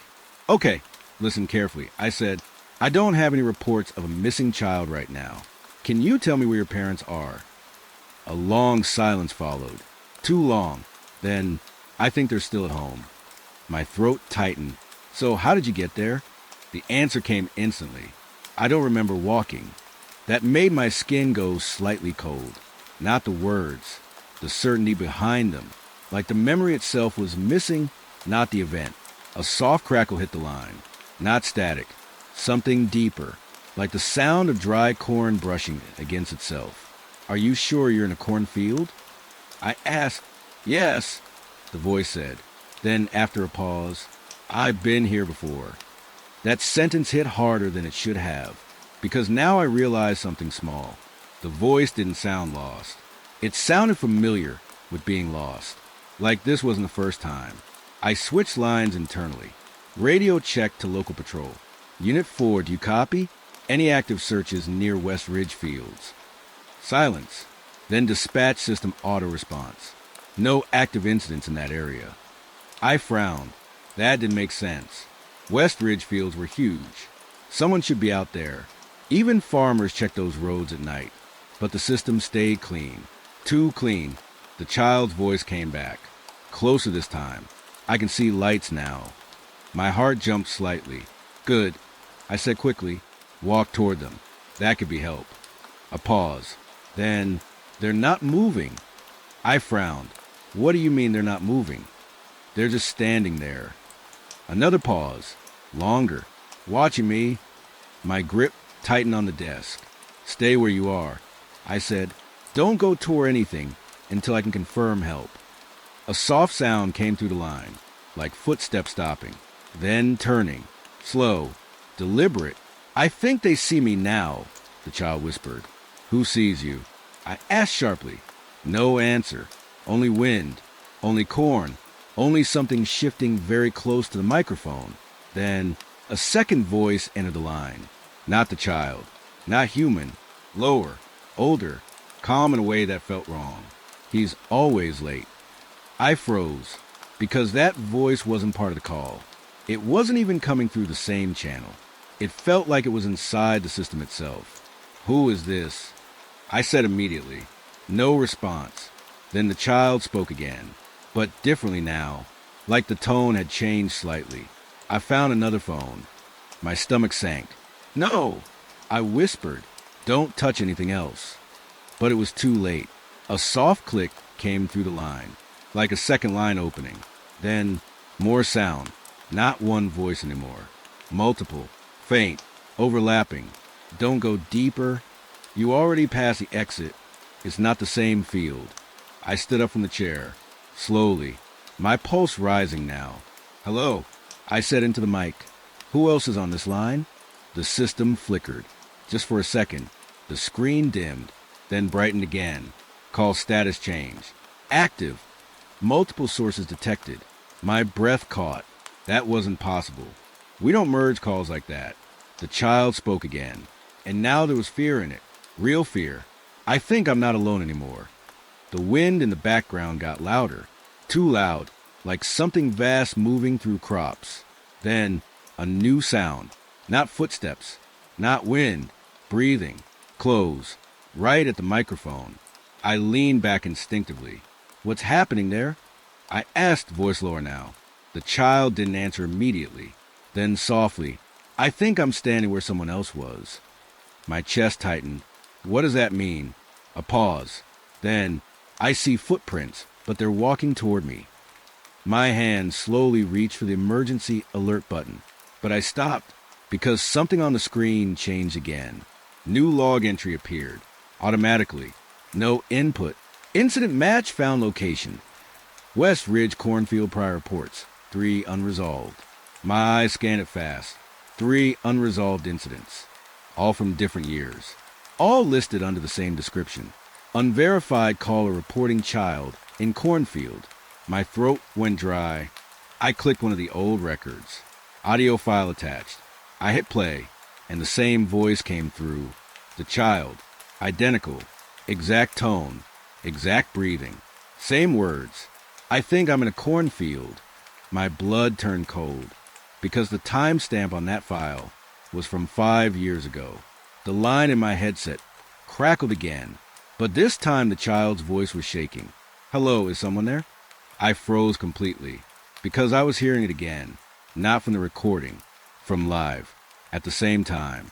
2 versions, same voice, same fear, overlapping through time. And then the older voice returned, calm, patient, closer than before. He never finishes a call. My hands went numb, and in that moment, I realized something worse. I wasn't the first dispatcher to pick up this call. I was just the next one still listening. The footprints didn't start at the fence. That was the first thing I noticed. They just began, right in the middle of the field. No entry point, no broken grass leading in, nothing that made sense. Just deep prints in wet soil, like someone had been dropped there from the sky. I crouched down slowly, flashlight shaking slightly in my hand. "Dispatch, I'm on scene," I said. "West Ridge cornfield. No sign of forced entry. No perimeter disturbance." Static answered me. Not unusual, but tonight it felt heavier, like the silence was listening back. I moved the beam over the ground again. The footprints were fresh. Too fresh. Edges still sharp. Soil still dark and wet inside them. But there was something worse. They weren't random. They were paced, like someone walking calmly. No panic. No struggle. Just direction. But direction toward what? Because ahead of me, there was nothing. Just rows of corn stretching into blackness. I stepped forward slowly, each step crunching softly into soil. The footprints continued for maybe 20 meters, then stopped, just like that. No fade out, no turn, no hesitation, and I stood there for a moment, confused, then uneasy, because the grass beyond that point wasn't disturbed at all. Like whoever made those prints had simply vanished mid-step. I raised my radio. Subject lost track. Prints end abruptly. No sign of exit direction. A pause. Then dispatch responded. But the voice sounded slightly off. Not wrong. Just delayed. Confirm repeat location? I looked around. This is West Ridgefield. I said again. Same coordinates. Silence. Longer this time. Then, we show you are already inside perimeter. I frowned. Already inside what perimeter? I just arrived. No answer. Just static building slowly. I turned back to the footprints. And that's when I noticed something new.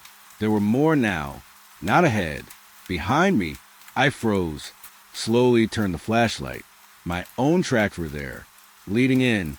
But now, something else was beside them. Another set. Matching mine. Perfectly. Same spacing. Same direction. Like someone had been walking next to me the entire time. I swallowed hard. That's not possible. I whispered. The wind moved through the corn, but it didn't feel like wind. It felt like breathing. Low, slow, surrounding. I stepped back carefully, and the second set of footprints moved with me. Exactly. Same distance. Same rhythm. I stopped. They stopped. My throat tightened. No, I said under my breath. I turned quickly, flashlight sweeping behind me. Nothing. Just corn. Just darkness. But the prints were still there. Fresh. Right up to where I was standing. Like something invisible was pressing into the ground beside me. My radio crackled again. This time louder. Almost sharp. You're following it correctly.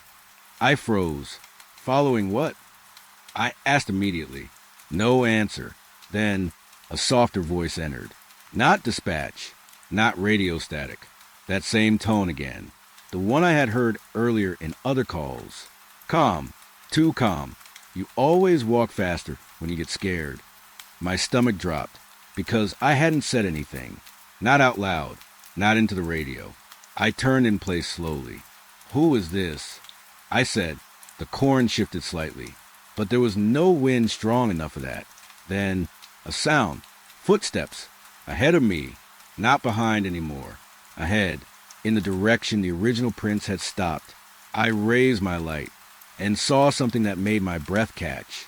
The footprints had started again, but now they were moving away from me. Fresh.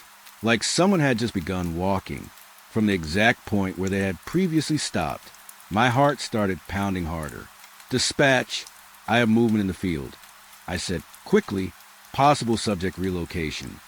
But dispatch didn't respond normally this time. Instead, don't follow the new set.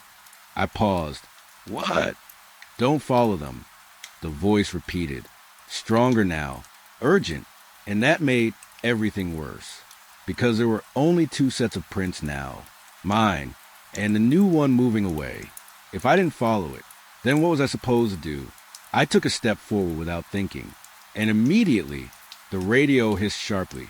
A warning sound. Not interference. Not static. A reaction. Like something inside the system didn't like that choice. I stopped again, breathing heavier now. This is ridiculous. I muttered, but even as I said it, my body kept facing forward, toward the new tracks, like something was pulling my attention there. Slow, invisible, patient. I looked down again, and noticed something else. The second set of footprints. They weren't just walking. They were stepping exactly where mine would step next. Like they already knew. Like they were waiting for me to complete the movement. My skin went cold. I backed up a step, and the prints didn't move. For a moment, just a moment.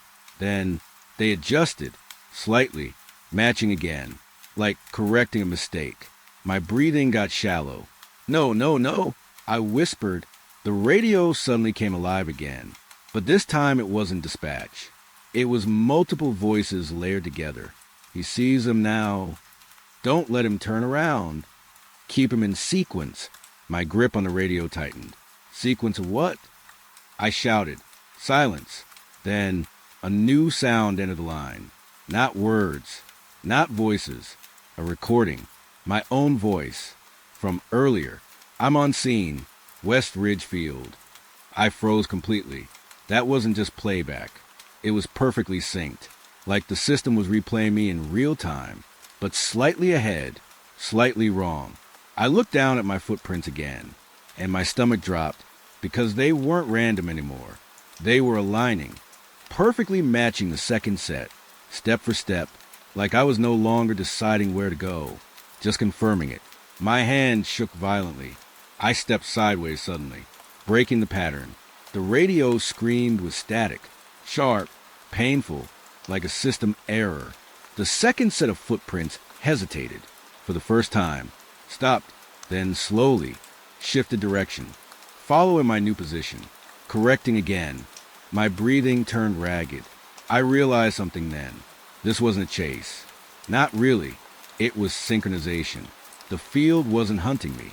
It was adjusting me, fitting me into something already happening.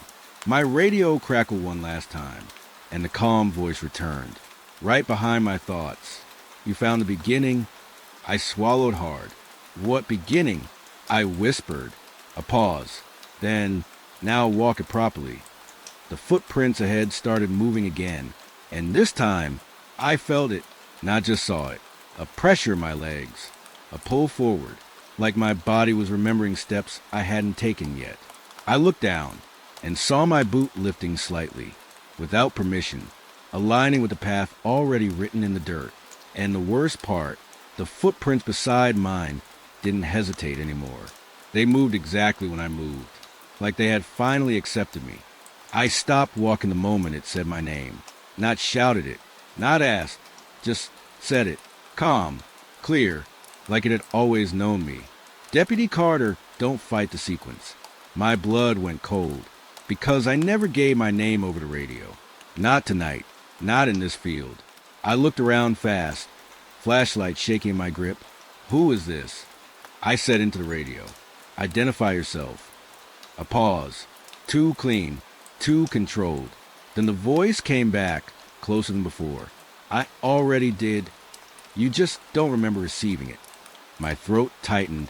That answer didn't make sense. But the worst part, it sounded like it believed it was telling the truth. The footprints under my boots were still there, still aligned, still waiting for me to continue. But I wasn't moving anymore, not after hearing my name. The radio crackled softly. Then a second voice entered. Lower, calmer, the one that always felt like a warning instead of a threat. He's trying to wake you up too fast. My grip tightened. Wake me up from what? I snapped. Silence. Then a sound came through. Not static. Not wind. A memory. My voice. Younger. Different tone. Unit 2, we got movement in the cornfield. I froze. That wasn't tonight. That wasn't even this year. But it was me. I remember that call. At least I thought I did. But hearing it now, it felt wrong. Like it had been edited. My radio screen flickered again. Case file open location. West Ridge Field status. Continuing incident. Continuing. Not new. Not active. Continuing. Like it had never stopped. I stepped back slowly. The footprints didn't follow for a second. That made my heart jump. Because it meant something had changed. Then they adjusted. Not forward. Not backward. Sideways. Like they were correcting themselves to match my hesitation. My breathing got faster. No, I'm not doing this. I whispered. The radio responded immediately. You always say that at this stage. My stomach dropped. Stop talking like you know me. I said, a pause. Then, I do know you. The words hit heavier than they should have, because it didn't sound like a threat. It sounded like confirmation, like something obvious. I turned slowly, scanning the field. The corn wasn't moving anymore. It was still, too still, like the entire world was waiting for me to continue walking. But I wasn't sure I was still in charge of that decision. The radio clicked again, and this time, it played something I didn't want to hear. My own breathing, recorded, close, inside the mic. Then my voice followed, but older, tired. If you're hearing this log, it means you've already entered the loop. My skin went cold. I shook my head. No, that's not mine, I said, but it kept playing. You will try to resist the sequence. You will fail the first time. A pause. You always fail the first time. My chest tightened. Stop it. I whispered, but the recording didn't stop. You are not the first deputy on Route 18. You are the continuation. The flashlight flickered, just once, and in that split second of darkness, I heard footsteps again. Behind me, not the footprints, not the field, something real. I spun around fast, light sweeping across the corn. Nothing there, but the sound stayed, right behind my shoulder. Breathing, slow, controlled, matching mine. I took a step back instinctively, and the voice on the radio sighed softly, like disappointment. You broke alignment again. I froze. What does that mean? I asked. No answer. Instead, the footprints under me started shifting. Not forward, not sideways. Down, like the ground itself was adjusting. My boots sank slightly into soil that suddenly felt softer. Too soft, like something underneath had opened just a little. My heart started racing. I stepped back again, and this time, the footprints didn't follow immediately. They waited, then moved, but not matching me anymore. Slightly off, delayed, wrong. That scared me more than alignment, because it meant something had changed in the pattern, and I didn't know what that change meant. The radio crackled again, and the calm voice returned. Closer now, almost gentle. He's starting to remember between cycles. My throat tightened. Between what cycles? I asked. A pause. Then, the answer came like a whisper. Between your reports. My mind went blank for a second. Reports. Plural. Not one. Not this call. More than this. I shook my head. That's impossible, I said out loud, but even as I said it, a flicker crossed my vision. A memory. Me sitting in a cruiser. Different night. Same field. Same radio. Same voice saying my name. And me answering. My stomach dropped. I stumbled slightly. The flashlight beam shaking violently. No. I've never been here before. I whispered. The radio responded immediately. You always say that before you complete the loop. I clenched my jaw. Complete what loop? Silence. Then a new sound entered the line. A door closing. Metal. Heavy. Familiar. Then my own voice again. But this time different. Calm. Controlled. Deputy Carter. Report status. I froze, because I recognized that voice. It wasn't mine. It was the system using me, like I was already inside it. The field around me seemed to tighten, not physically, but mentally, like my thoughts were being pulled into a narrow line. The footprints shifted again. Now they weren't ahead or behind. They were everywhere, encircling me, soft impressions forming in the soil all around my position, like I was standing at the center of something already completed. The radio voice came back one last time. Clear, final, personal. Deputy Carter, you are not outside the call. My hands trembled. What does that mean? I asked quietly. A pause, longer than before. Then, you are the part that answers it. My breath stopped for a second. The flashlight dimmed, not flickered, dimmed, like something was draining power from the moment itself. And in that fading light, I saw something that made my stomach turn. A radio screen, floating, not in my hand, not in the cruiser, but in front of me, overlaid over the field. Display my name. Active unit. Carter status. Listening. And beneath it, a new line forming slowly. Status. Ready to transmit. The footprints around me all shifted at once, like the system had finished calculating something. And I realized too late, the voice wasn't talking to me anymore. It was waiting for me to speak. I didn't speak. I couldn't. The radio waited anyway. Patient. like it already knew what I would do next. "Deputy Carter," the voice said softly. Not louder, not urgent, just certain. "Go ahead." My throat felt dry. My hand hovered over the mic, shaking slightly. I looked at the field around me. The footprints were still there, everywhere now, not just under my feet. Around me, like the ground had learned my shape. And then I saw something worse. The case file screen in my vision didn't just say "Ready TO, transmit" anymore. It had changed. Case history unlocked. My stomach dropped. I didn't touch anything. I swear I didn't. But it opened anyway, like I was never the one controlling it. Lines of text started appearing. Old format, old system style. 1987, incident report location, West Ridge cornfield caller. Unknown boy status, unresolved. My breath stopped for a second. That was before I was even born. My eyes scanned faster. Report audio attached. A soft click came through the radio. Then a new voice. A child, but not the one from before. Different, older static, weaker signal. "Hello, is someone there?" My skin went cold. I knew that voice. It was the same pattern, same fear, same field, but now it sounded like it was coming from far away in time. Not distance, time. "Emergency services, what is your location?" A dispatcher voice from the recording asked. Old, mechanical, not like ours.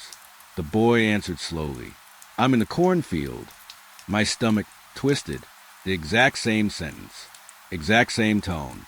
Like nothing had changed in decades. Then the recording shifted. Something new appeared in the audio. A second voice. Not child. Not dispatcher. Low. Calm. Almost patient. He will repeat the call until someone completes it. I froze. That line wasn't part of the original recording. It felt added. Overlaid, like something had learned how to speak inside the file. I stepped back slightly. My boots sank deeper into the soil. Too deep, like the ground was softer now. Or remember me more clearly. The radio in my hand crackled again, and this time, the boy's voice from 1987 overlapped with mine. Two timelines at once. "I can see lights. I can see lights." My breath hitched. One was memory. One was now, but they matched perfectly. The field around me shifted, not physically, but perception, like I was standing in both versions at the same time. The radio system spoke again. Calm, final, case closed, 1987. I frowned. "What do you mean closed?" I whispered. No answer. Instead, the file continued itself. Automatic update complete. My heart started pounding harder. Then new text appeared. Closure method. Unknown subject completion. My throat tightened. Unknown subject. That phrase didn't belong in police language. Not like that. But before I could think more, the recording changed again. The boy was crying now. Finally, after all those calm sentences, "I think something is walking with me." My chest tightened because I remembered that exact line from my own call. From earlier, but now it didn't feel like coincidence. It felt like repetition, like the same moment being reused again and again and again. The radio in my hand suddenly warmed, not physically hot, but active, like something inside it had awakened. Then the calm voice returned, right behind my thoughts. "You were standing where he stood." My eyes widened slightly. "No," I whispered, but the voice didn't stop. "And you are answering where he never finished." My breathing got shallow. I looked down at the footprints, and for the first time, I saw something different. There wasn't just one set. There were layers. Old prints beneath fresh ones. Some filled with water. Some overgrown, like the ground had been walked on by hundreds of versions of me, across different nights, different years, different calls. My legs felt weak. I stepped back again. And the radio responded instantly. "You are trying to break sequence again." My voice shook. "I don't know what sequence you're talking about." Silence. Then a new sound. Not voice. Not static. Footsteps. Behind me. Slow. Deliberate. I turned quickly. Flashlight cutting through corn. Nothing there. But the sound didn't stop. It just shifted, now beside me, matching my breathing, matching my fear. The radio spoke again, soft, almost like explaining something simple. The boy never left the field. My stomach dropped. What happened to him? I asked without thinking. A pause. Then he learned to continue the call. My blood went cold. The field around me suddenly felt tighter. Not physically, mentally, like space itself had been compressed. The recording played again. The boy's voice now barely a whisper.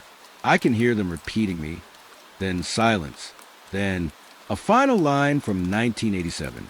Subject now responding instead of reporting. My breath stopped, because that was me now. The radio flickered violently, and suddenly the system voice changed. Not calm anymore, not gentle. Final. You are not closing the case. My hands started shaking harder. You are becoming the case. The words hit like a physical weight. I stepped back fast, trying to break away, trying to move out of the field. But the footprints moved with me, correcting, following, always adjusting. The radio clicked one last time, and the boy's voice returned. But now it wasn't scared. It was quiet, familiar, like it had finally accepted something. Hello, is someone there? My breath caught, because I realized something terrible. That wasn't recording anymore. It was me, my voice, repeating, perfectly synced, across time, across every call, across every night this field had ever existed. The system voice whispered softly one last time. Case closed means the caller stays. My vision flickered slightly, and for a split second, I saw it, not the field, not the footprints. A dispatch room, old, dusty, and me, sitting in the chair, listening, waiting for the next call, and the radio, already ringing again. The screen wasn't supposed to still be running, but it was. Even after they said the car was found empty, even after they said the sheriff never made it back, the dashcam footage flickered like it was breathing. Date stamp, corrupted audio, partially recovered location, County Road 9, endless loop segment. I remember the first time I pressed play. I told myself it was just evidence review, nothing more, just another missing officer case. But then the road appeared, and I stopped thinking like that, because the road didn't look normal. It looked too familiar, like I had already driven it before. The camera showed headlights cutting through thick fog, slow movement, wipers dragging across the glass like tired hands. The sheriff's voice came through the mic. Calm at first, too calm. Unit 4 routine patrol visibility low. Then a pause, long enough that I checked if the audio had frozen. But it hadn't. It was just waiting. Then he spoke again. I think I've passed this tree before. That's where the first problem started. The footage showed a tree on the left side of the road, bent slightly, strange shape, almost like a hand reaching inward. The camera moved forward. Fog thickened. Then the same tree again. Same bend, same angle, same distance. The sheriff went quiet, then laughed once. Nervous, not confident. Okay, that's weird. The road marker showed he hadn't turned. No intersections, no side roads, just straight county road. But the footage didn't agree, because the same stretch kept repeating, not looping like editing, but like driving, real driving.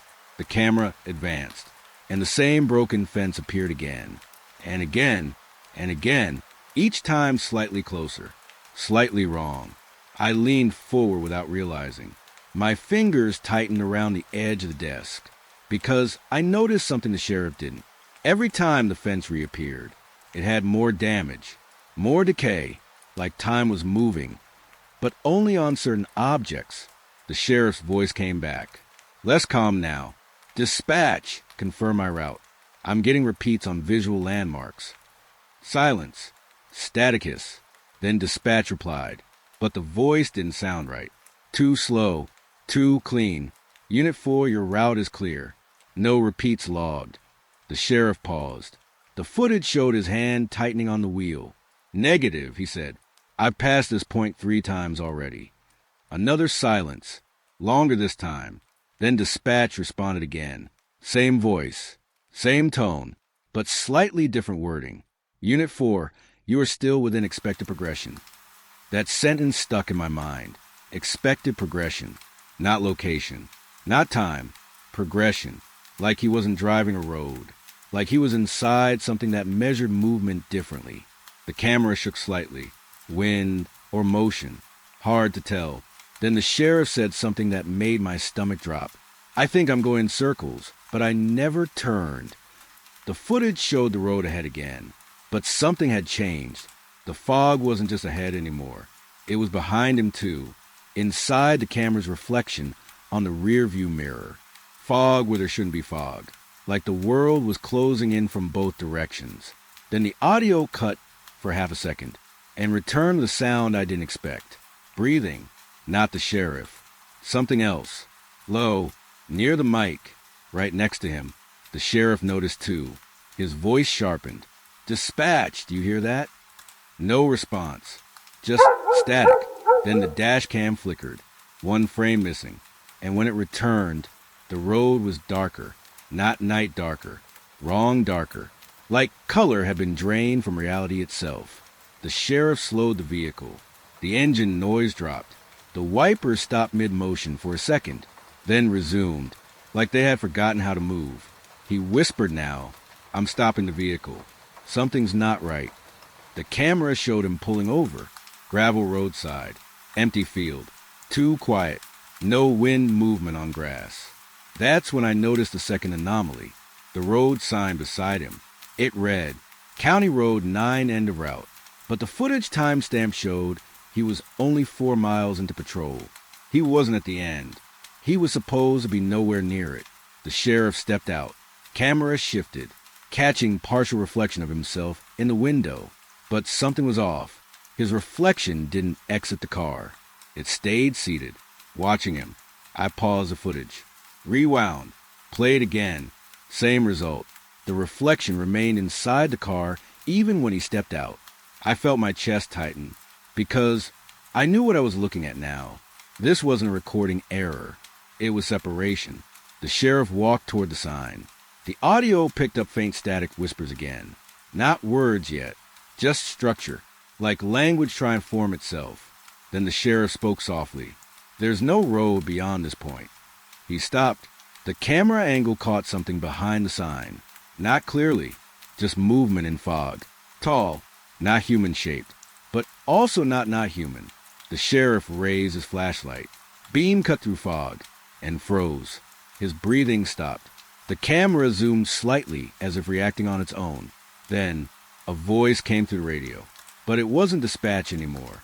It was a sheriff's voice, from inside the car, repeating what he just said. There's no road beyond this point. The sheriff outside turned sharply, confused. Who is that? The camera inside the car showed his reflection still sitting perfectly still, speaking again. There's no road beyond this point. Over and over, looping. The sheriff backed away. Fast now. The fog behind him thickened instantly, like it had been waiting for that movement. Then the dash cam glitched. Hard, entire frame distorted. When it stabilized, the sheriff was back in the car. But he didn't remember entering. He was breathing fast, sweating, hands shaking. Dispatch. I'm requesting extraction. Something is wrong with the environment. Silence. Then dispatch replied. But this time the voice was different. Closer. Not over radio. Inside the speaker. Inside the recording. Unit 4, you are already extracted. The sheriff froze. Slowly looked around the car. Like he was realizing something he didn't want to understand. Then the footage caught something else. The road outside the windshield. It wasn't visible anymore. Only fog. No horizon. No direction. Just white pressure pressing inward. The sheriff whispered one last thing. I'm still moving. I can feel it. Then the audio started repeating. Not looping the video. Looping him. His last sentence played again. And again. And again. But each repetition got quieter. More distant. Like he was being pulled away from the recording itself. Until only static remained. The dashcam timestamp flashed once. Recovery mode active. Then a final line appeared on screen. Subject, not lost subject, unfinished. I stared at that sentence for a long time because I realized something no report explained. He wasn't missing. He wasn't dead.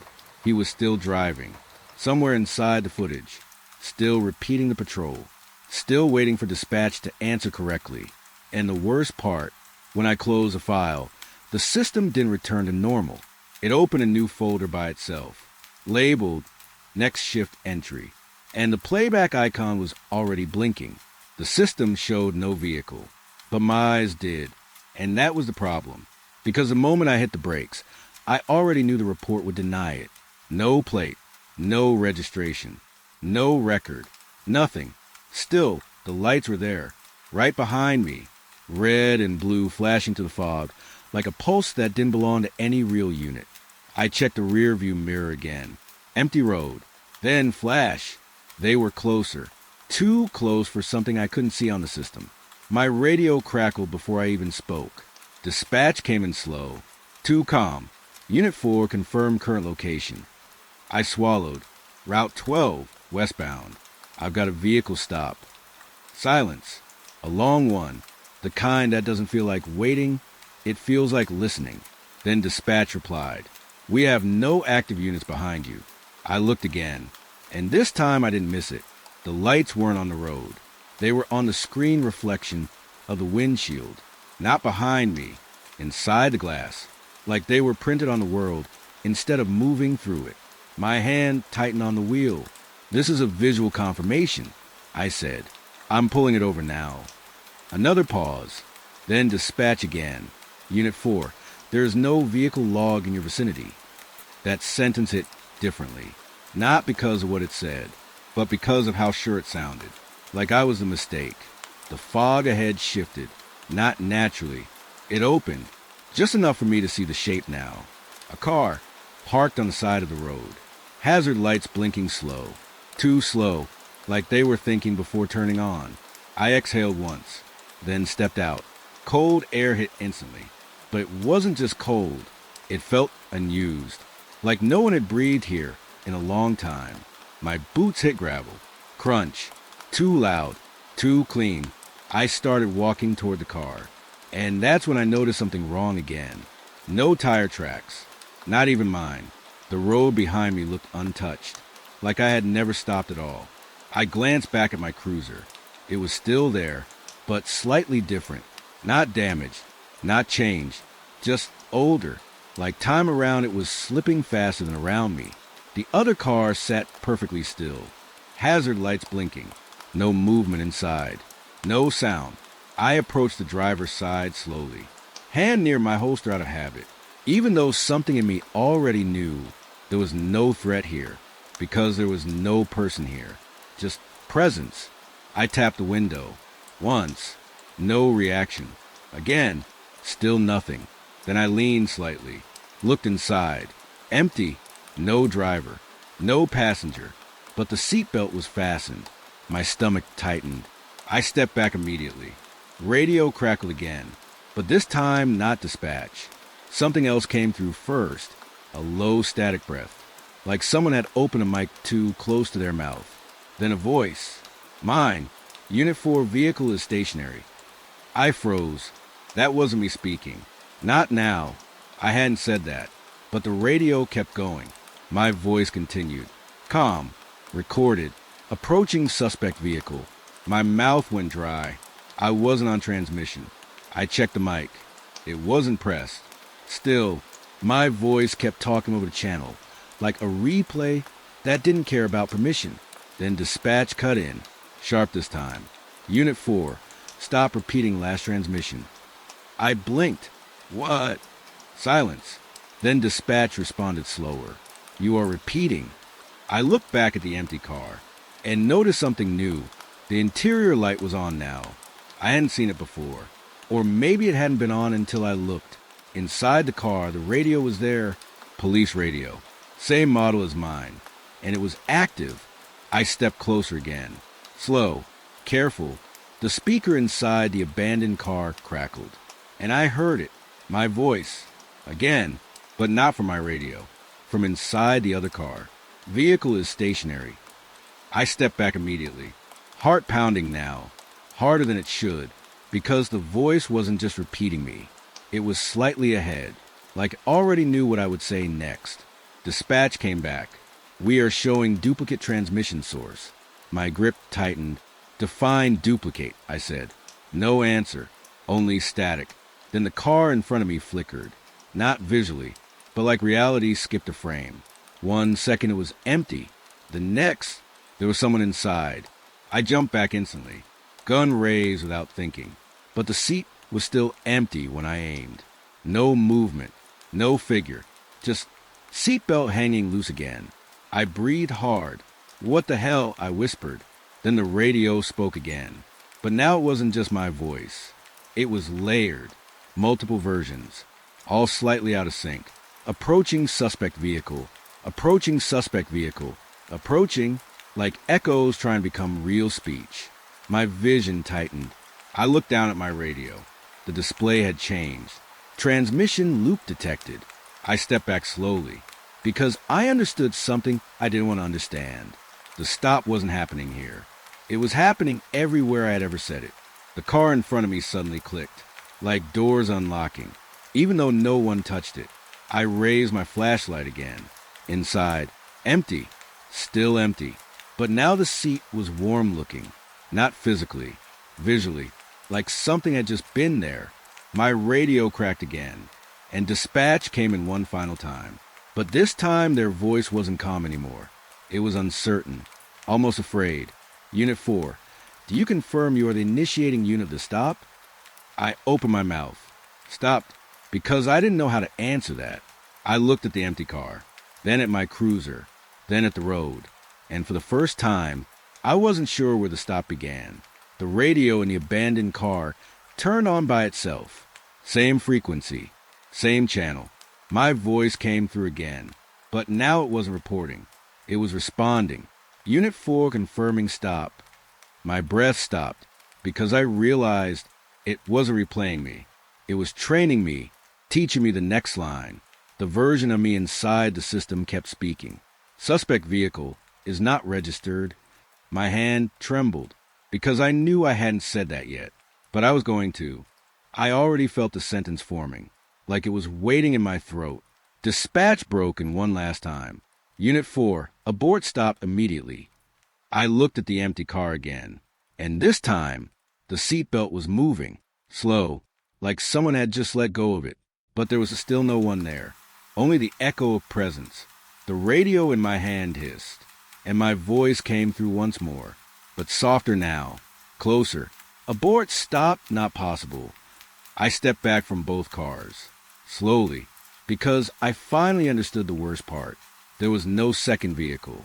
There never had been, just the moment I stopped, and what it turned into after I did. The radio crackled one final time, and dispatch went silent. Not disconnected, not lost, just waiting, like it was watching me decide what I would say next. And in the distance, my cruiser radio started speaking without me touching it. Calm, certain, already continuing the report I hadn't finished yet. The car was still there, even after everything, even after the stop was aborted, even after dispatch went silent, like it was afraid to breathe. It didn't move. Hazard light still blinking in that slow, patient rhythm. But something was wrong now, worse than before, because I wasn't looking at an empty driver's seat anymore. I was looking at him, the sheriff, sitting inside, still, not moving. I stepped forward slowly, radio tight in my hand. Unit 4, visual confirmation. I whispered. My voice sounded wrong in the open air. The wind didn't respond. The road didn't respond. Only the car did. The interior light flickered once, then stabilized, and he was still there, head slightly tilted, like he was listening to something I couldn't hear. I raised my flashlight again. Beam cut through glass. He didn't react, didn't blink, didn't move at all. That's when I noticed something that made my stomach tighten. His hands weren't on the wheel. They were resting in his lap, relaxed, like he had already finished a drive, like he had already arrived somewhere. My radio crackled, but it wasn't dispatch. It was my voice again, soft, calm, Too close. Vehicle is stationary. I froze. That line again. But this time it wasn't coming from the abandoned car. It was coming from inside my own speaker, right beside me. I slowly looked down. The radio display flickered. Transmission source. Unknown loop. My throat went dry. Then I heard something new. A second voice. Inside the cruiser speaker. Not mine. Not dispatch. His. The sheriff. I'm still here. I stepped back immediately. Heart slamming. No, I whispered. The car in front of me didn't move. But the sheriff inside did something small. A shift, barely noticeable. He turned his head. Slowly. Not toward me. Not toward the road. Toward the radio. Like he was listening to me through it. My breath stopped because I realized something worse. He wasn't trapped in the car. He was responding to something inside it. The radio in the abandoned vehicle suddenly turned on again. Static filled the night. Then, my voice, clear, recorded. Approaching suspect vehicle. The sheriff's head tilted slightly more. Like he recognized the line. Like it was familiar. Like he had said it before. I felt my stomach drop because I knew that voice. It wasn't from today. It was from earlier. From me. But delayed. Echoed. Replayed. The sheriff finally moved his hand. Slow. He reached for his radio. But he didn't press anything. He just held it, like it was already speaking without him. Then he said something. Quiet. Almost gentle. They told me I already finished this stop. My skin went cold. I stepped closer without thinking. What did you say? I called out. He didn't look at me. Didn't acknowledge me. Just stared forward. Through the windshield. Not at the road. Past it, like the road wasn't there anymore. The radio in his car crackled, and dispatch came through. But the voice was wrong again. Too soft, too controlled. Unit 4 confirmed final status of engagement. The sheriff didn't respond immediately. Then he whispered, I already did. My pulse spiked, because I realized that wasn't an answer. That was memory, repeating itself. The footage I had seen before flashed in my mind. Him saying almost the same thing. Different words. Same meaning. Same loop tightening. I took another step closer. The glass fogged slightly as I approached. Not from heat. From breath. Inside. But I hadn't seen him exhale. The sheriff slowly turned his head again. This time toward me. Directly. For the first time. Our eyes met. And my stomach dropped completely. Because his eyes didn't look like he was seeing me. They looked like he was recognizing me. Like I had already been part of this moment. For a long time. He spoke again. But his voice wasn't coming from inside the car anymore. It came through my radio. Don't open the loop. I froze. What loop? I whispered. Silence. Then static. Then his voice again. Closer. Like it was inside the system now. You already did. My breathing got uneven. I stepped back. The car's interior light flickered again. And suddenly, the sheriff wasn't sitting still anymore. He was writing something on the dashboard. Slow. Careful. Like it mattered. Like it had always mattered. I raised my flashlight again. Shined it inside. The dashboard wasn't a dashboard anymore. It was a screen. Not physical. Not installed. Just there, glowing faintly. And the words he was writing weren't words. They were system lines. Like he was programming the road itself. My radio suddenly burst with static. Then dispatch returned. But their voice was almost gone. Fading. Unit 4. Final loop confirmation required. The sheriff stopped writing. Looked at me again.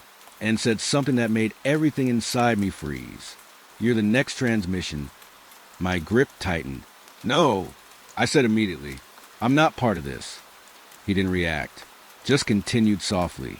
You already spoke my last line. I shook my head. No, I didn't. But even as I said it, I remembered that sentence.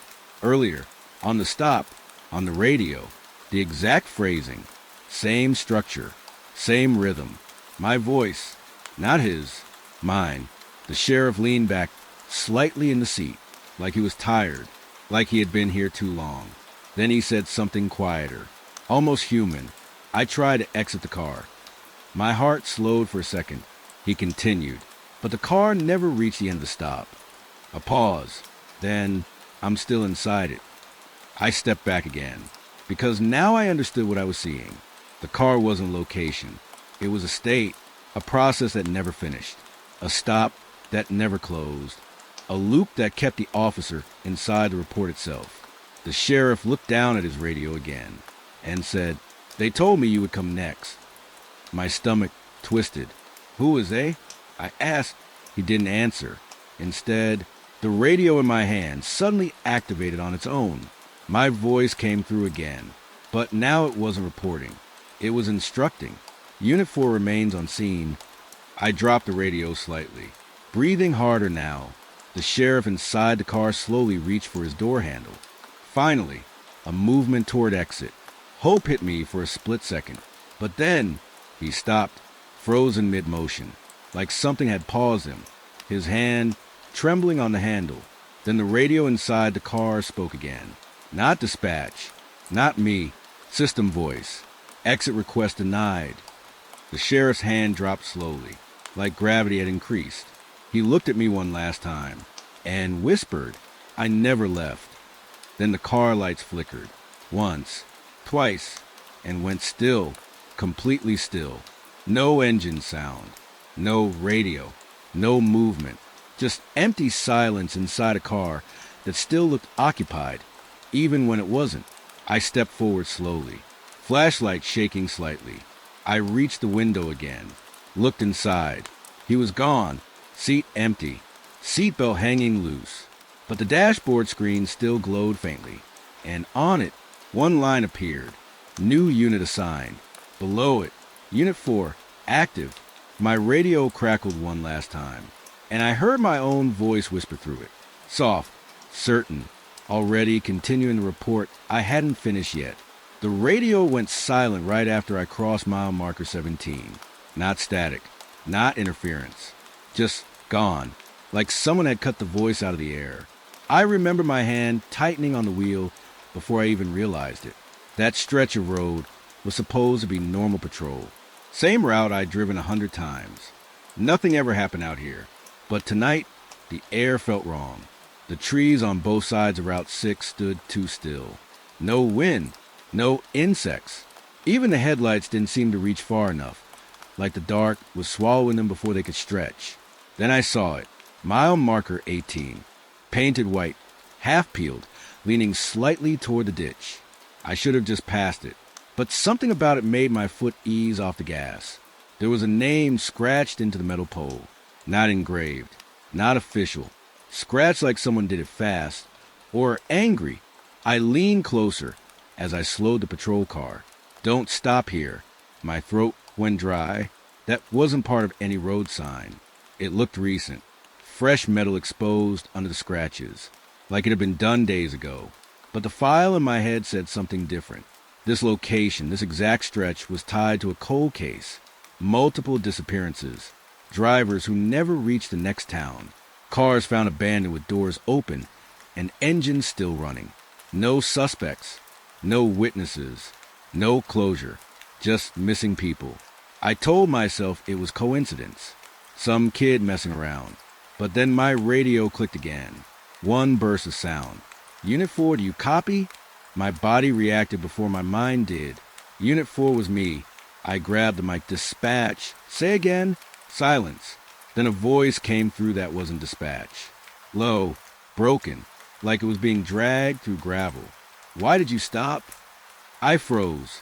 The road ahead was empty, straight, flat. Nothing moved. I checked my mirrors fast. Nothing behind me except darkness stretching too clean, too perfect. "Identify yourself," I said, trying to keep my voice steady. No answer. Just breathing. Not mine.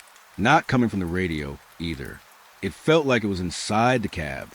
I turned the volume down slightly, thinking maybe feedback, maybe equipment glitch, but the breathing didn't stop.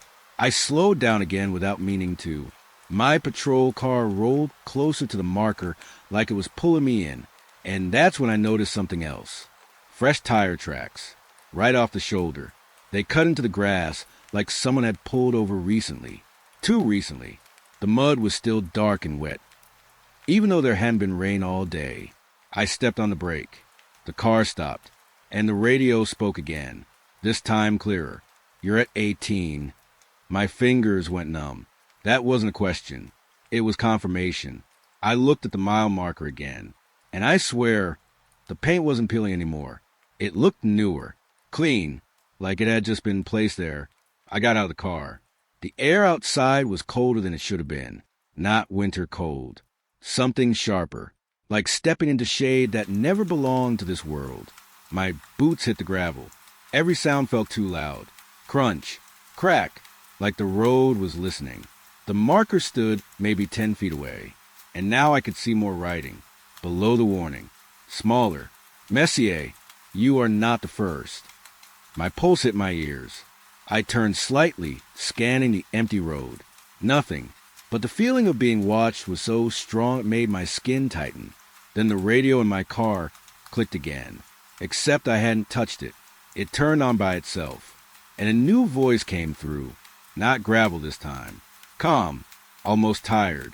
This is how it starts. I stepped back toward a patrol car fast. "Dispatch!" I've got a possible. I stopped because dispatch wasn't answering. The radio didn't even try anymore. Just static. Slow. Steady, rhythmic, like breathing.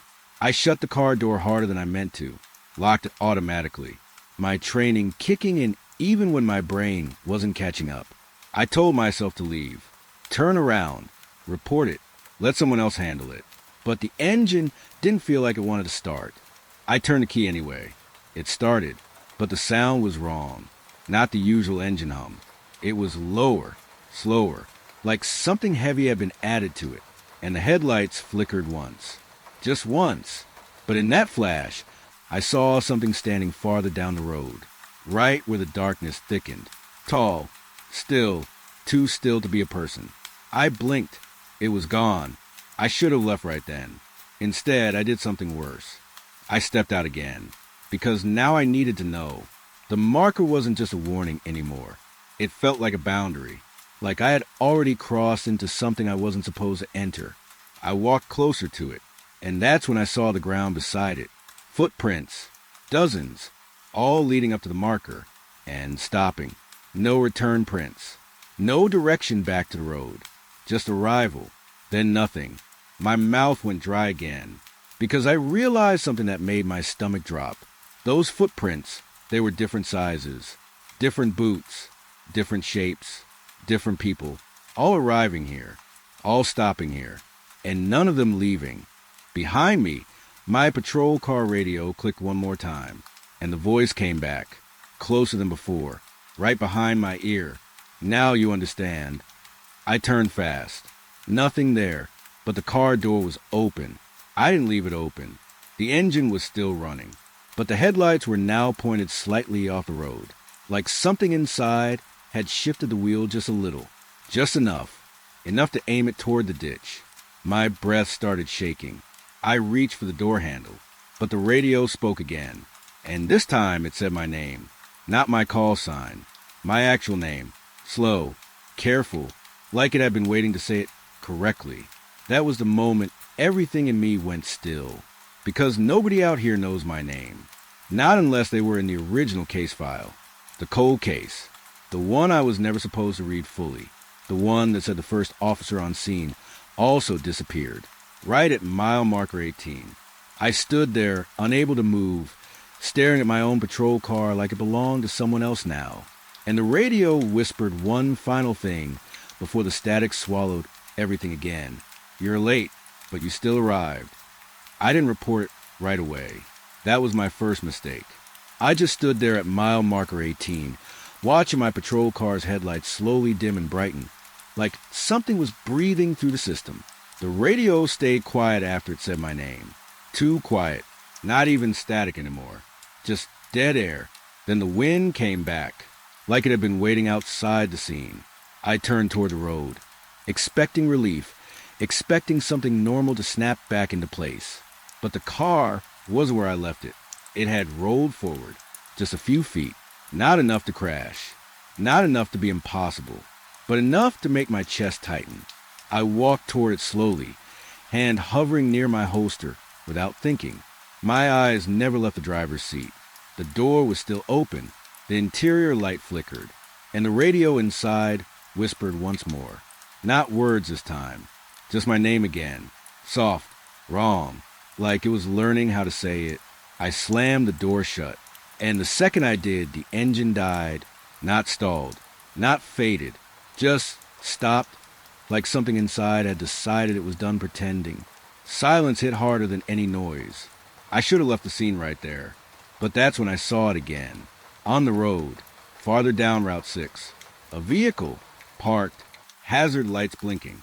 Slow, patient. I froze, because I knew that car, or at least my mind told me I knew it. Same model as one from the cold case file. Same description. Silver sedan. Missing plates. Last seen near mile marker 18, 6 years ago. The car of the first missing person. I remember the file picture clearly now, even though I wish I didn't.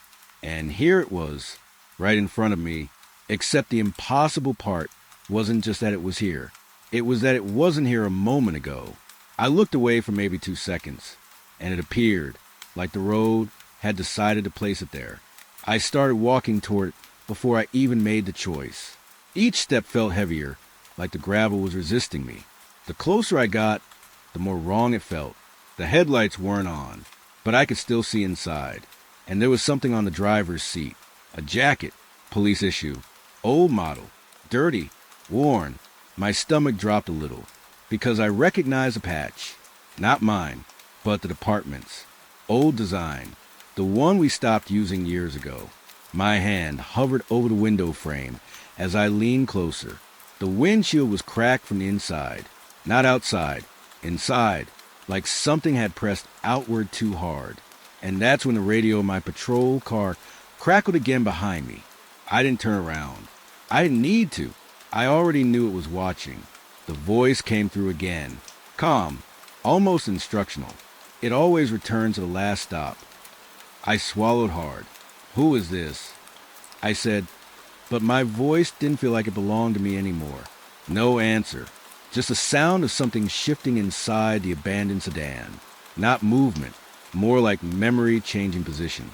I opened the car door. It creaked too easily. Inside smelled like dust and coal metal, and something else underneath it, like wet fabric left too long in the dark. The keys were still in the ignition, turned halfway, not off, not on, stuck between states. The dashboard blinked once, then showed nothing. No mileage, no fuel, just blank, like the car refused to exist fully. I stepped back, because I realized something that made my throat tighten. The car wasn't abandoned. It was paused, like it had been waiting to continue its last drive. Behind me, my patrol radio clicked again, and this time I heard something new. Breathing. Not mine, not the static voice. Something layered underneath. Multiple breaths overlapping, like a group trying to speak through one channel. Then one voice broke through clearly. A different officer. Panicked. I can see it again. Same car. Why is it here again? Then another voice overlapped it. Don't approach. Don't approach. Then silence. I spun around. The silver sedan was gone. Just gone. No engine sound. No tire tracks leaving. No sign it had ever been there. But my patrol car's headlights were now pointing in a different direction again, toward the trees, slowly angled like something had adjusted them while I wasn't looking. My pulse started hammering, because I knew I hadn't touched anything. I walked back fast. Inside my car, the radio display flickered again. A new location appeared on the screen, mile marker 18, even though I hadn't requested it, even though the system wasn't connected properly anymore. Then the voice came again, closer now, not from the radio, from outside, right behind the vehicle. I turned slowly. Nothing, but the driver's seat belt moved slightly, as if someone had just been sitting there and stood up. I stepped back out again. My flashlight shook in my hand now, and I swept it across the road. The silver sedan was back, but not where it had been. Now it was behind me, closer than before. Hazard lights still blinking, same rhythm, Same patience. I whispered, "This isn't possible." The radio answered immediately. "It is. It already happened." My breathing got uneven because I started noticing something I didn't want to notice. Every time I stopped looking at the car, it changed position. Not fast, not violently, just repositioning itself closer. Like distance didn't matter anymore. Like it was correcting something. I stepped toward it again. Against every instinct. The driver's seat was now occupied. I saw the shape through the glass. Not fully clear, but enough. A silhouette, wearing a uniform jacket. Older style. Head tilted slightly toward me. Waiting. My mouth went dry. Because I understood something I didn't want to understand. This wasn't a car moving around the road. It was a case moving through time. And I was inside it now. The radio crackled one final time. And the voice said something that made my stomach drop completely. "You're the last driver who hasn't arrived yet." The sedan's door slowly opened. No sound, just motion. Patient, like it had been expecting me to finish the loop. The moment the sedan door opened, I knew I shouldn't look inside. But I did, because something in me had already stopped listening to fear. The inside was darker than it should have been. Not just shadow dark. Missing dark. Like the space itself had forgotten how to reflect light. And the driver wasn't fully visible. Just the outline of a man sitting straight. Head tilted slightly toward me. Like he had been waiting for me to arrive before he could finish something. My radio crackled behind me again. But I didn't turn. I couldn't. Because I already knew what it would say. A new voice came through instead. Calm. Older. Familiar in a way that made my chest tighten. "Don't get in." I stepped back from the open door fast. My boots scraped gravel. "Who is this?" I said, but my voice came out weaker than I wanted. No answer. Just breathing again. Layered. Multiple. Like people crowded into a small space, trying not to be heard. I looked down at the sedan's interior again. The dashboard light flickered once. And I saw something I didn't notice before. A radio unit inside the car.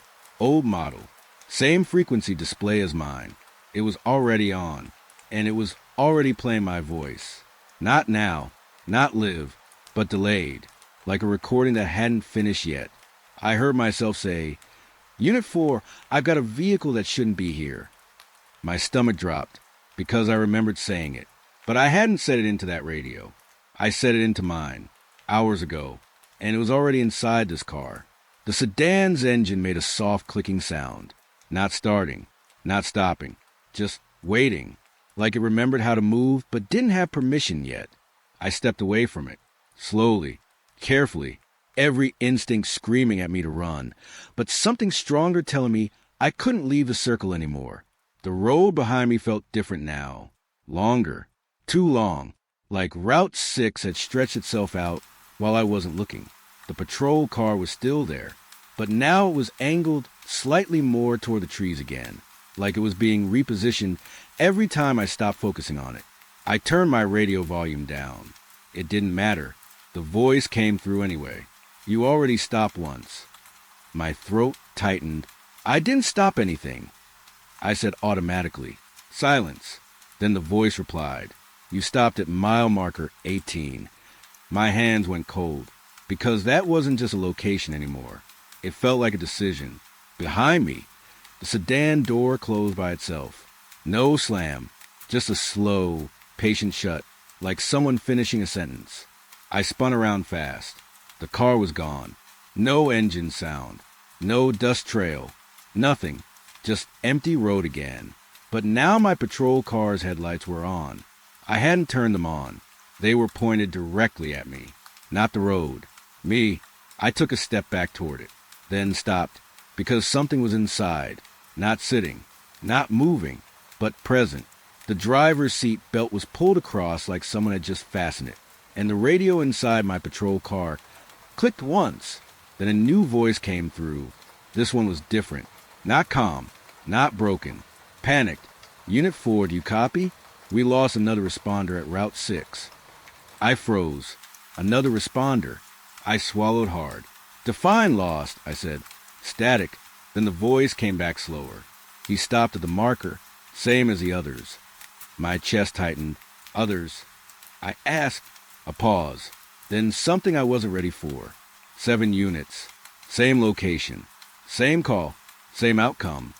I felt my mouth go dry, because that didn't match any report I ever saw. There were only 3 disappearances tied to this case. That's what the file said. That's what I remembered. But now I couldn't trust what I remembered, because I was standing in the same place they stood, and the car behind me was still watching. The radio voice continued, "And now you're there." I turned slowly toward the patrol car. The interior light flickered again, and for a second, I saw something sitting in the passenger seat, not fully formed, just a shape, wearing my jacket. My radio started crackling again, but this time it wasn't one voice. It was many, stacked, overlapping, different tones, different ages, all saying the same thing. "Don't get in, don't get in, don't get in." I stepped closer to the car anyway, because I needed to understand. And that's when I noticed something carved into the inside of the windshield. Not scratched, not cracked, written, like it had been written from the inside of the glass itself. The words were simple, but they made my stomach drop. "Every driver returns here." I stared at it for too long, because when I blinked again, my reflection in the windshield wasn't alone. There were others behind me, standing where I stood, all wearing uniforms, all watching the same road, all frozen in the same moment. My breath caught. I spun around instantly. Nothing there, just trees, dark, still, but now the silence felt crowded, like the air itself was full of people who had already stopped moving. The radio clicked again, and the voice was closer now, almost gentle. "You're not responding anymore." I shook my head. "I am right here." No response. Then the voice said something worse. "No, you're inside it now." My knees almost gave out, because suddenly I understood the pattern. The marker wasn't just a place. It wasn't even a location. It was a transition point. Every officer who stopped here didn't disappear. They just stopped being outside. They became part of the system that keeps calling new ones in. My patrol car's engine started by itself. I didn't touch the key. The dashboard lit up. The radio tuned itself to the same frequency, and my own voice came through again, delayed, broken, like a memory being replayed wrong. "Unit 4, I've got a vehicle that shouldn't be here." I grabbed the radio mic, shaking. "Stop it," I said. "Stop the transmission." But the voice answered immediately. "You can't stop what already happened." The headlights shifted again, this time pointing toward the road ahead, straight Route 6, deeper into the stretch I hadn't driven yet, like something was inviting me forward, not forcing, just waiting. And behind me, the sedan appeared again, closer than before, hazard lights blinking slower now, like a heartbeat losing rhythm. The voice came one last time. "Soft, final, you don't respond to this call. You complete it." I stood between both cars, mine and the one that wasn't supposed to exist. And for the first time, I wasn't sure which one I was supposed to get into, because the road behind me was already forgetting I ever stood outside it. The town didn't exist in the system. That was the first thing dispatch told me. Not low activity, not quiet area, nothing, blank record, no incidents, no complaints, no patrol history, like the place had been skipped by time itself. I remember staring at the screen longer than I should have. "Say again?" I asked. The dispatcher sounded tired, like she'd already explained it 3 times. Route assignment came from county. Rural zone past Highway 9. But there's no file on the town. No logs. No residents on record. I leaned back in my chair. "That's not possible." A pause. Then she said it. "Still, they want a patrol check." That's how I ended up driving into a place that officially didn't exist. The road got worse the further I went. At first, it was normal rural highway. Then it narrowed. Then the paint lines faded so much I wasn't sure if I was still on an actual route or just following old tire marks pressed into dirt. My radio stayed quiet. Too quiet. Even the usual static wasn't there. It felt like the air around the truck had lost signal entirely. After 20 minutes, I passed a sign. Rusty, half-bent, barely readable. Welcome. Nothing else. No town name. No mileage. Just a greeting to nowhere. I slowed down without meaning to. The trees on both sides got thicker after that point. Not wild, not overgrown. Too arranged, like someone planted them in straight rows, and then stopped caring what happened afterward. Then I saw the first house. It wasn't abandoned. That was the strange part. The lights were on, but no movement inside. I drove past slowly, watching through the window. Curtains closed, porch light steady, mailbox upright. Everything looked lived in, except there were no cars. No sound, no smoke, no dogs, no life. I stopped at what looked like a main road, though there were no markings to prove it. My GPS had stopped working 10 miles back. Now it just showed a blinking empty grid, like even it didn't know where I was anymore. I stepped out of the patrol car. The air was warmer here, too warm for evening, and still no wind, no insects, no birds. I stood there for a moment, listening. Nothing, not even silence, just absence. Then I noticed something strange on my radio display. A weak signal bar, flickering, impossible. I grabbed the mic. Dispatch, I'm on location. Confirm coordinates. No response, just a soft click, then static, but not normal static. This was layered, like voices buried under each other. I lowered the volume slowly, and the moment I did, I heard it clearly. A voice, not mine, not dispatch, unit arriving. I froze, because it wasn't coming through the radio. It was coming from the street behind me. I turned fast. Nothing there, just empty road stretching back into trees.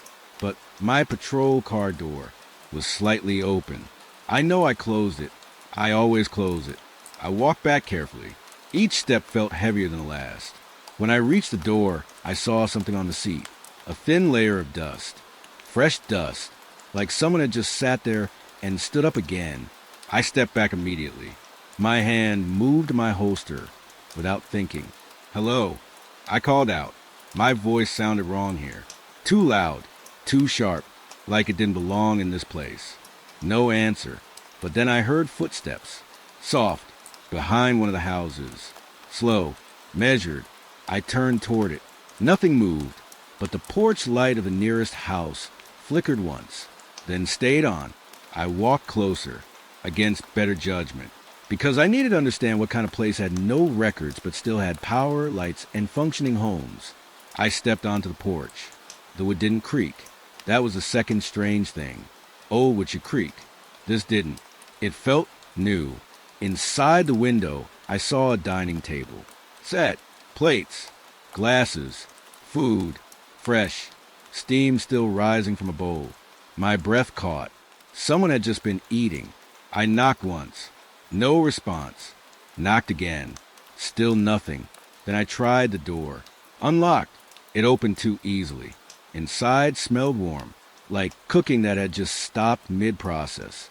The house was spotless. Too clean for abandonment, but too alive for emptiness. And then I saw something that made my stomach tighten. The chairs were pulled out, but unevenly, like people had stood up in a hurry. Not calmly, not normally. I stepped inside slowly, hand still near my weapon. Hello, I said again, this time quieter. The house answered, not with a voice, with sound, a fork scraping against a plate. Once, then stopping. From the kitchen, I moved forward, slow, careful, every instinct screaming at me to leave. But something about this place felt like a question I had already started answering. The kitchen light was on, and the table was set for four. 4 plates, for chairs, but only 3 sets looked used. The 4th was untouched, perfectly clean, like it was waiting. On the wall, there was a clock. It wasn't moving, stuck at 3:17. I don't know why I remember that, but I do. Then my radio crackled inside my pocket. I froze, slowly pulled it out. Static again, but now shaped differently, almost like words forming inside it. And then the words came through, soft, Clear. You're early. My throat went dry. Early for what? I whispered. No answer, but the house responded instead. A chair moved slightly behind me, just 1 inch, with scraping lightly against tile. I turned fast. Nothing there, but the fourth plate on the table was no longer clean. Something had appeared on it. A single name written in condensation. My name. And that was the moment I realized something I wasn't supposed to understand yet. This place didn't have no records. It had records that were still being written, and I had just been added to one of them. The first thing that felt wrong wasn't what they said, it was what they didn't say. I stood outside the house for almost a full minute, hands still resting on the patrol car door, waiting for someone to look out the window, waiting for movement, waiting for anything normal. But the street was too quiet. No dogs barking, no kids playing, no radio noise from nearby homes. Even the wind felt careful, like it didn't want to touch this place. Then I saw them, through the front window, a family sitting at the table, not doing anything, just sitting, 5 of them, all staring down at empty plates like dinner was still happening. That was my first real problem, because dispatch told me something else. No active calls, no complaints, no disturbances, no reason for me to be here at all. I tapped my radio. Dispatch, I'm at the address you gave. Confirm status. Static answered first. Then a voice came through, slow, broken. Unit, confirm you see residents? I looked back at the window. Yeah, 5 individuals. Adult male, female, 3 minors. All inside. A pause. Too long. Then, do not initiate contact unless necessary. That line stuck in my head. Unless necessary. What did that even mean here? I started walking toward the house anyway. Each step felt heavier than it should have been, like the ground was soft but pretending to be solid. The porch boards didn't creak. That should have been my second warning. I knocked. Once. Twice. Nothing. But I could see them through the glass. The father at the head of the table slowly turned his head toward me. Not fully. Just enough to acknowledge I existed. His eyes met mine. And he didn't blink. I knocked again, a little harder. Police, I need to speak with you. No reaction. The mother kept her gaze lowered. The kids didn't move at all. Not even a shift in posture. It felt staged. Like a photograph pretending to be a moment. Then the door unlocked. Not opened. Unlocked. From the inside. I froze. Because nobody had moved. The handle just turned on its own. Slow. Careful. Like someone didn't want to wake the house. The door opened a few inches. Cold air spilled out, and I stepped inside. I don't know why I did. Maybe because I worked enough nights to know when something is wrong, and curiosity always wins over fear, at least at first. The smell hit me immediately. Not decay, not rot, something worse. Like food that had been sitting too long in a place where time didn't agree with itself. The dining room was right in front of me. The family still seated, still silent. But now I noticed something else. Their plates weren't empty. They were full. Cold food, uneaten, perfectly arranged like it had just been served. Steam rose faintly from food. That made my stomach drop, because steam means heat. And nothing in that house felt warm. Hello, I said again. My voice sounded too loud, too alive. The father finally moved, slowly pushing his chair back. It scraped the floor, but the sound came delayed, like the house was replaying it half a second late. He stood up, and that's when I noticed his hands. Clean, too clean, no grease, no dirt, no life, like he'd never worked a day in his life. Even though everything about his face said otherwise, he looked at me and spoke. His voice was flat, not calm, flat. You shouldn't be here. That was the first sentence anyone had given me. Real words, and somehow it made things worse. Sir, I said carefully, I'm just here to check on a report. Do you need assistance? The mother finally looked up. Her eyes were glassy, not tired, empty, like she was remembering how to be a person, but couldn't quite reach it. We don't call for help, she said. That sentence didn't make sense. People call for help all the time. That's the job. I stepped closer into the room. The floorboards didn't creak again. Nothing in that house reacted normally. Who called us then? I asked. Silence. Then the youngest child spoke, without looking at me. We don't call, he whispered. We wait. Something cold moved through my chest. Wait for what? I turned slightly, scanning the house. Everything was too perfect. No phones ringing. No TV. No radio. No clocks ticking. Even my watch felt wrong here. The second hand hesitated every few ticks. The father took one step closer. Not aggressive. Not threatening. Just inevitable. You should leave, he said again. But he didn't sound like he wanted me gone. He sounded like he already knew I wouldn't leave. That's when my radio crackled again. A burst of static. Then dispatch came through. Unit, confirm if subject interaction has begun. I hesitated. Affirmative. I said, family is present, but they're refusing cooperation. Another pause. Longer this time. Then, step away from structure. I looked at the walls. That phrase didn't make sense either. Step away from structure? Like the house itself was a problem? I turned back toward the family. And that's when I noticed the second table. Behind them, in the kitchen doorway, another table. Same setup, same plates, same people, but different clothes. Same faces, but not the same moment. I blinked hard. The first table was still there, but now I couldn't tell which one was real. My breathing got shallow. This is a duplicate room, I muttered without thinking. The mother tilted her head slightly. No, she said. We just don't stay in one place. That sentence shouldn't have meant anything, but it did, because I realized something worse. They weren't ignoring me. They were repeating, like the house couldn't decide which version of them to show at any given moment. I stepped back instinctively. My boot hit something behind me. I turned, empty hallway.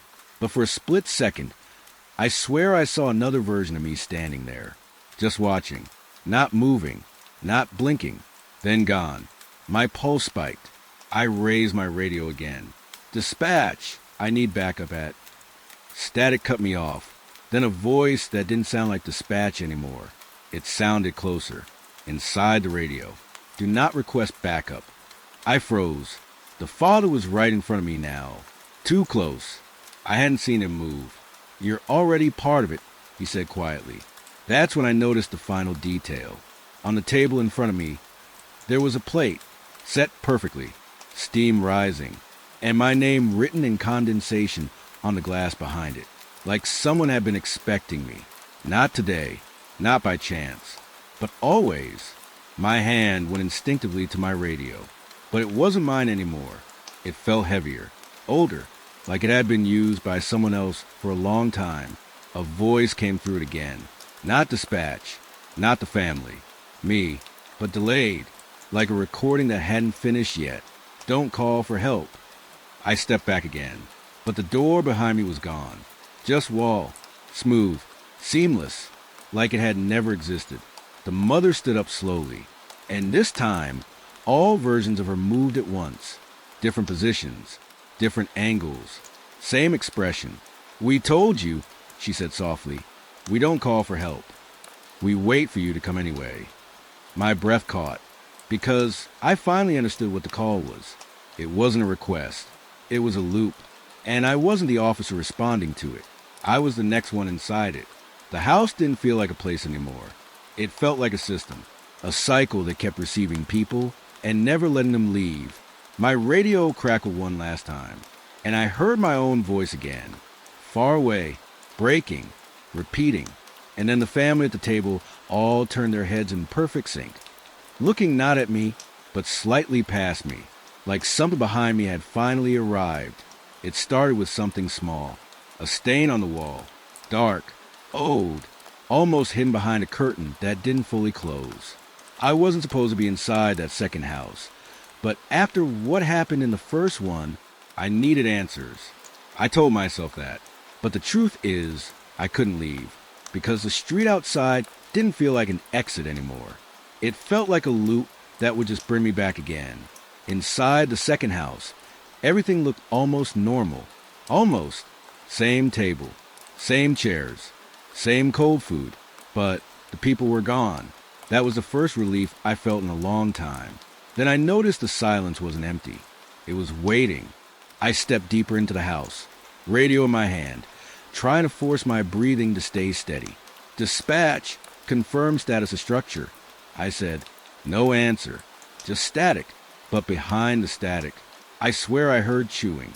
Slow, careful, like someone eating while pretending not to be heard. I turned off the radio for a second. The sound disappeared. That was worse, because now I knew it wasn't the radio. It was the house. I walked toward the kitchen. That's when I saw the first real sign. A broken plate on the floor. Not just broken, shattered with force. Tiny fragments scattered outward like something had been thrown hard enough to stop a fight mid-breath. I crouched down, touched one piece. Still slightly warm. That made no sense. The food on the table upstairs was cold, but this was warm like it just happened, like time hadn't settled here properly. I stood up slowly. My flashlight beam shook across the walls. That's when I saw it. Scratches, deep ones, on the inside of the kitchen door. Not random, not animal marks. Human, fingers, dragging downward, repeated, layered, like someone had tried to climb the door itself. I swallowed hard. Hello. I called out. My voice felt too thin in the room. No answer, but the house answered anyway. A soft creak came from upstairs. One step, then another, slow, measured, like someone deciding whether I was worth coming down for. I backed away from the kitchen and moved toward the hallway. That's when I saw the blood. It wasn't just a stain on the wall anymore. It was a trail, faded, old, dragged along the edge of the hallway carpet, like something heavy had been pulled through here. But what made my stomach drop wasn't the blood itself. It was a pattern. It wasn't random. It formed shapes, lines, markings, like someone had been trying to write something while being dragged away. I knelt down again, closer this time. My flashlight flickered. For half a second, I saw a word, not fully clear, but enough. Don't. Then the light steadied, and the word was gone, just staying again. My breathing got shallow. This wasn't just a house where something happened. This was a house where something was still happening. I stood up fast, too fast. My shoulder hit the wall, and the wall responded. It shifted, not physically like moving wood, more like correcting itself, like it didn't like being touched.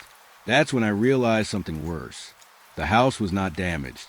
It was reset, like someone kept cleaning it, but never finished.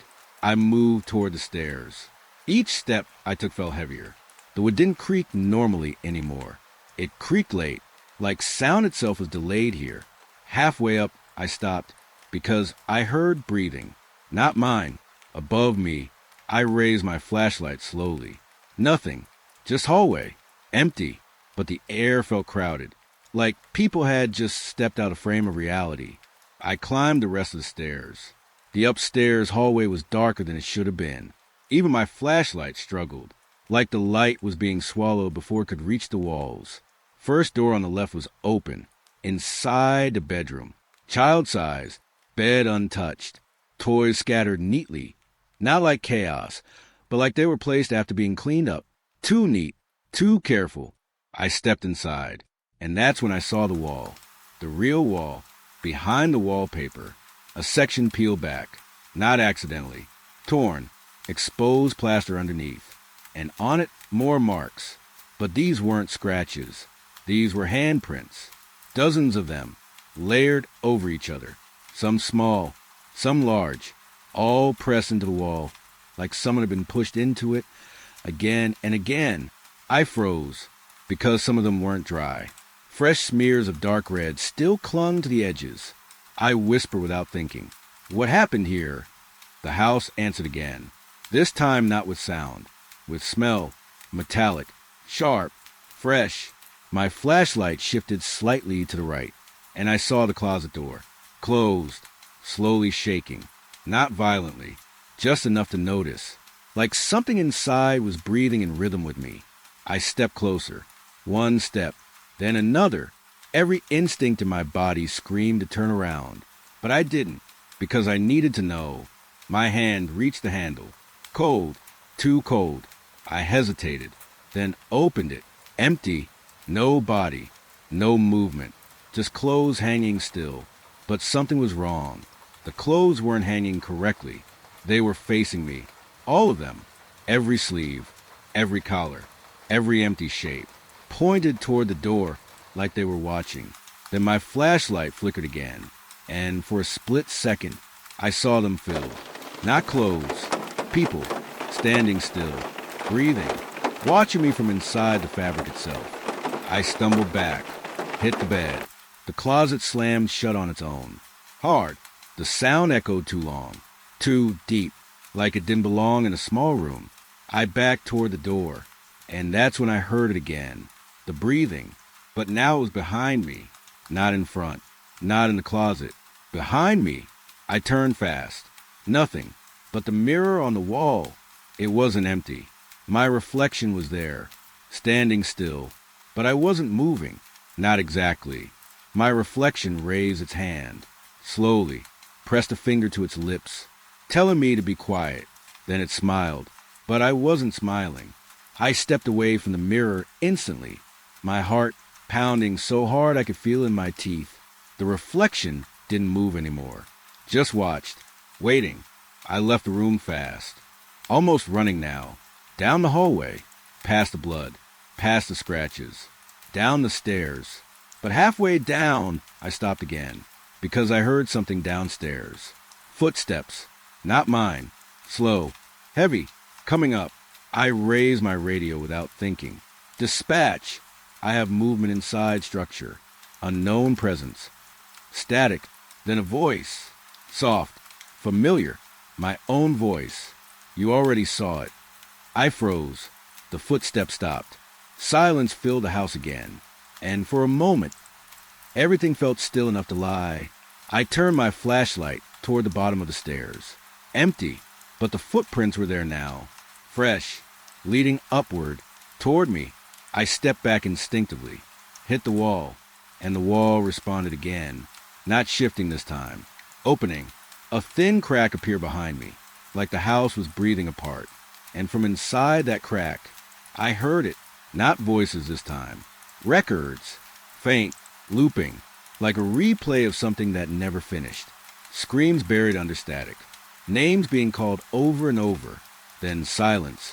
Then my own voice again. Unit is inside structure. But it wasn't me speaking anymore. It was something learning me. The footsteps started again. Closer now. I looked around wildly. No exit. No door. Just walls that didn't stay still anymore. And in that moment, I understood something I didn't want to understand. The missing incident wasn't something that happened here. It was something the house was still collecting. And I had just become the next entry. I ran, not because I saw something, but because I finally understood I shouldn't stay long enough to see it clearly. The stairs behind me didn't feel like stairs anymore. They felt like a mouth closing slowly, deciding whether to keep me or let me go. Each step down echoed too late, like the house was copying my movement instead of receiving it. My radio was still in my hand, still alive with static, still whispering my own voice back at me in broken pieces. You don't report what still lives here. That line kept repeating. Not from dispatch. Not from me. From everywhere. I burst into the hallway and nearly slipped on the same blood trail I saw earlier. But it wasn't just a trail anymore. It had changed. It was wider now. Fresh in places that weren't fresh before. Like the house had decided to continue the story while I was upstairs. My flashlight shook hard in my grip, and that's when I saw the living room again. But it wasn't the same. The furniture had shifted slightly. The table was still there, but now it was surrounded by people, not all at once, not clearly, more like overlapping versions of them, sitting, standing, half moving, half fading, all in the same space like reality couldn't decide which moment was correct. The father from earlier was there, but so was another version of him, and another, all facing different directions, all breathing at different speeds, none of them reacting to me, except one. The The closest version slowly turned his head and smiled, not warmly, not human, just recognition, like I had finally joined the right layer of the room. I stepped back into the hallway. My back hit the wall. It didn't feel solid anymore. It felt soft, like pressure under skin. The radio crackled again, but this time it didn't give static first. It gave silence, then a calm voice. Not mine, not dispatch, just a voice that knew exactly where I was standing. Officer. I froze. The word wasn't loud. It was close. Too close. Do not write this down. My throat went dry. I whispered, "Who is this?" A pause. Then the voice answered like it was disappointed I still needed names. Everyone who tried.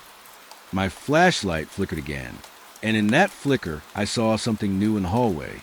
Folders, lined along the floor, dozens of them. Some old, some newer, some still damp like they were just placed there. All labeled, all identical handwriting. No incident, no entry, no report, no record. I crouched slowly. My hand touched the nearest folder. Cold, too clean. I opened it. Empty pages, but not blank. There were impressions, like writing had been erased too many times to fully disappear. And in the center of the first page, the stamp mark. Closed, but the ink looked fresh, like it had just been stamped seconds ago. Behind me, I heard a chair move. Slow, deliberate. I turned. The living room was now empty. No people, no duplicates, just silence. But the table was different again. One plate now had writing on it. Not food, letters, formed in condensation again. But this time it wasn't my name. It was a warning. If you report, IT remembers you longer. My stomach tightened. That didn't make sense. And yet it felt more real than anything else here. The radio crackled again. But this time, something new happened. A transmission played. A recording. Old. Distorted. A different officer's voice. Panicked. Breaking. I'm not filing this. I'm not writing it down. It's still here. It's still in the room with me. It knows I... Static cut him off. Then silence. Then another voice. Another officer. Calm. Too calm. I found that reporting it makes it stay longer. Don't log it. Don't acknowledge it.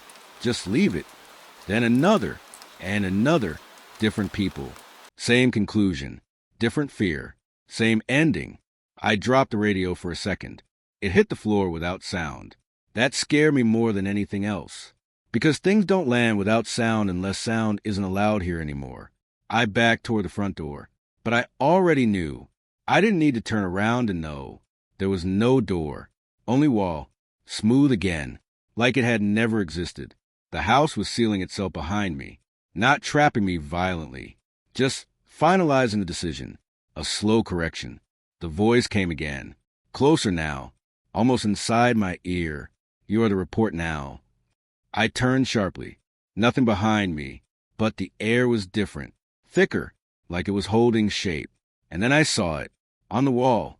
A new file. My file. Forming slowly in real time. Letters appearing one by one like something invisible was writing me into existence. Officer, active incident. Status, unresolved.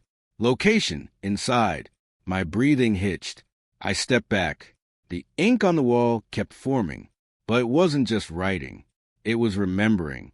Scenes started to appear inside the words. Fragments. Me entering. Me speaking. Me standing in the kitchen. Me opening the closet.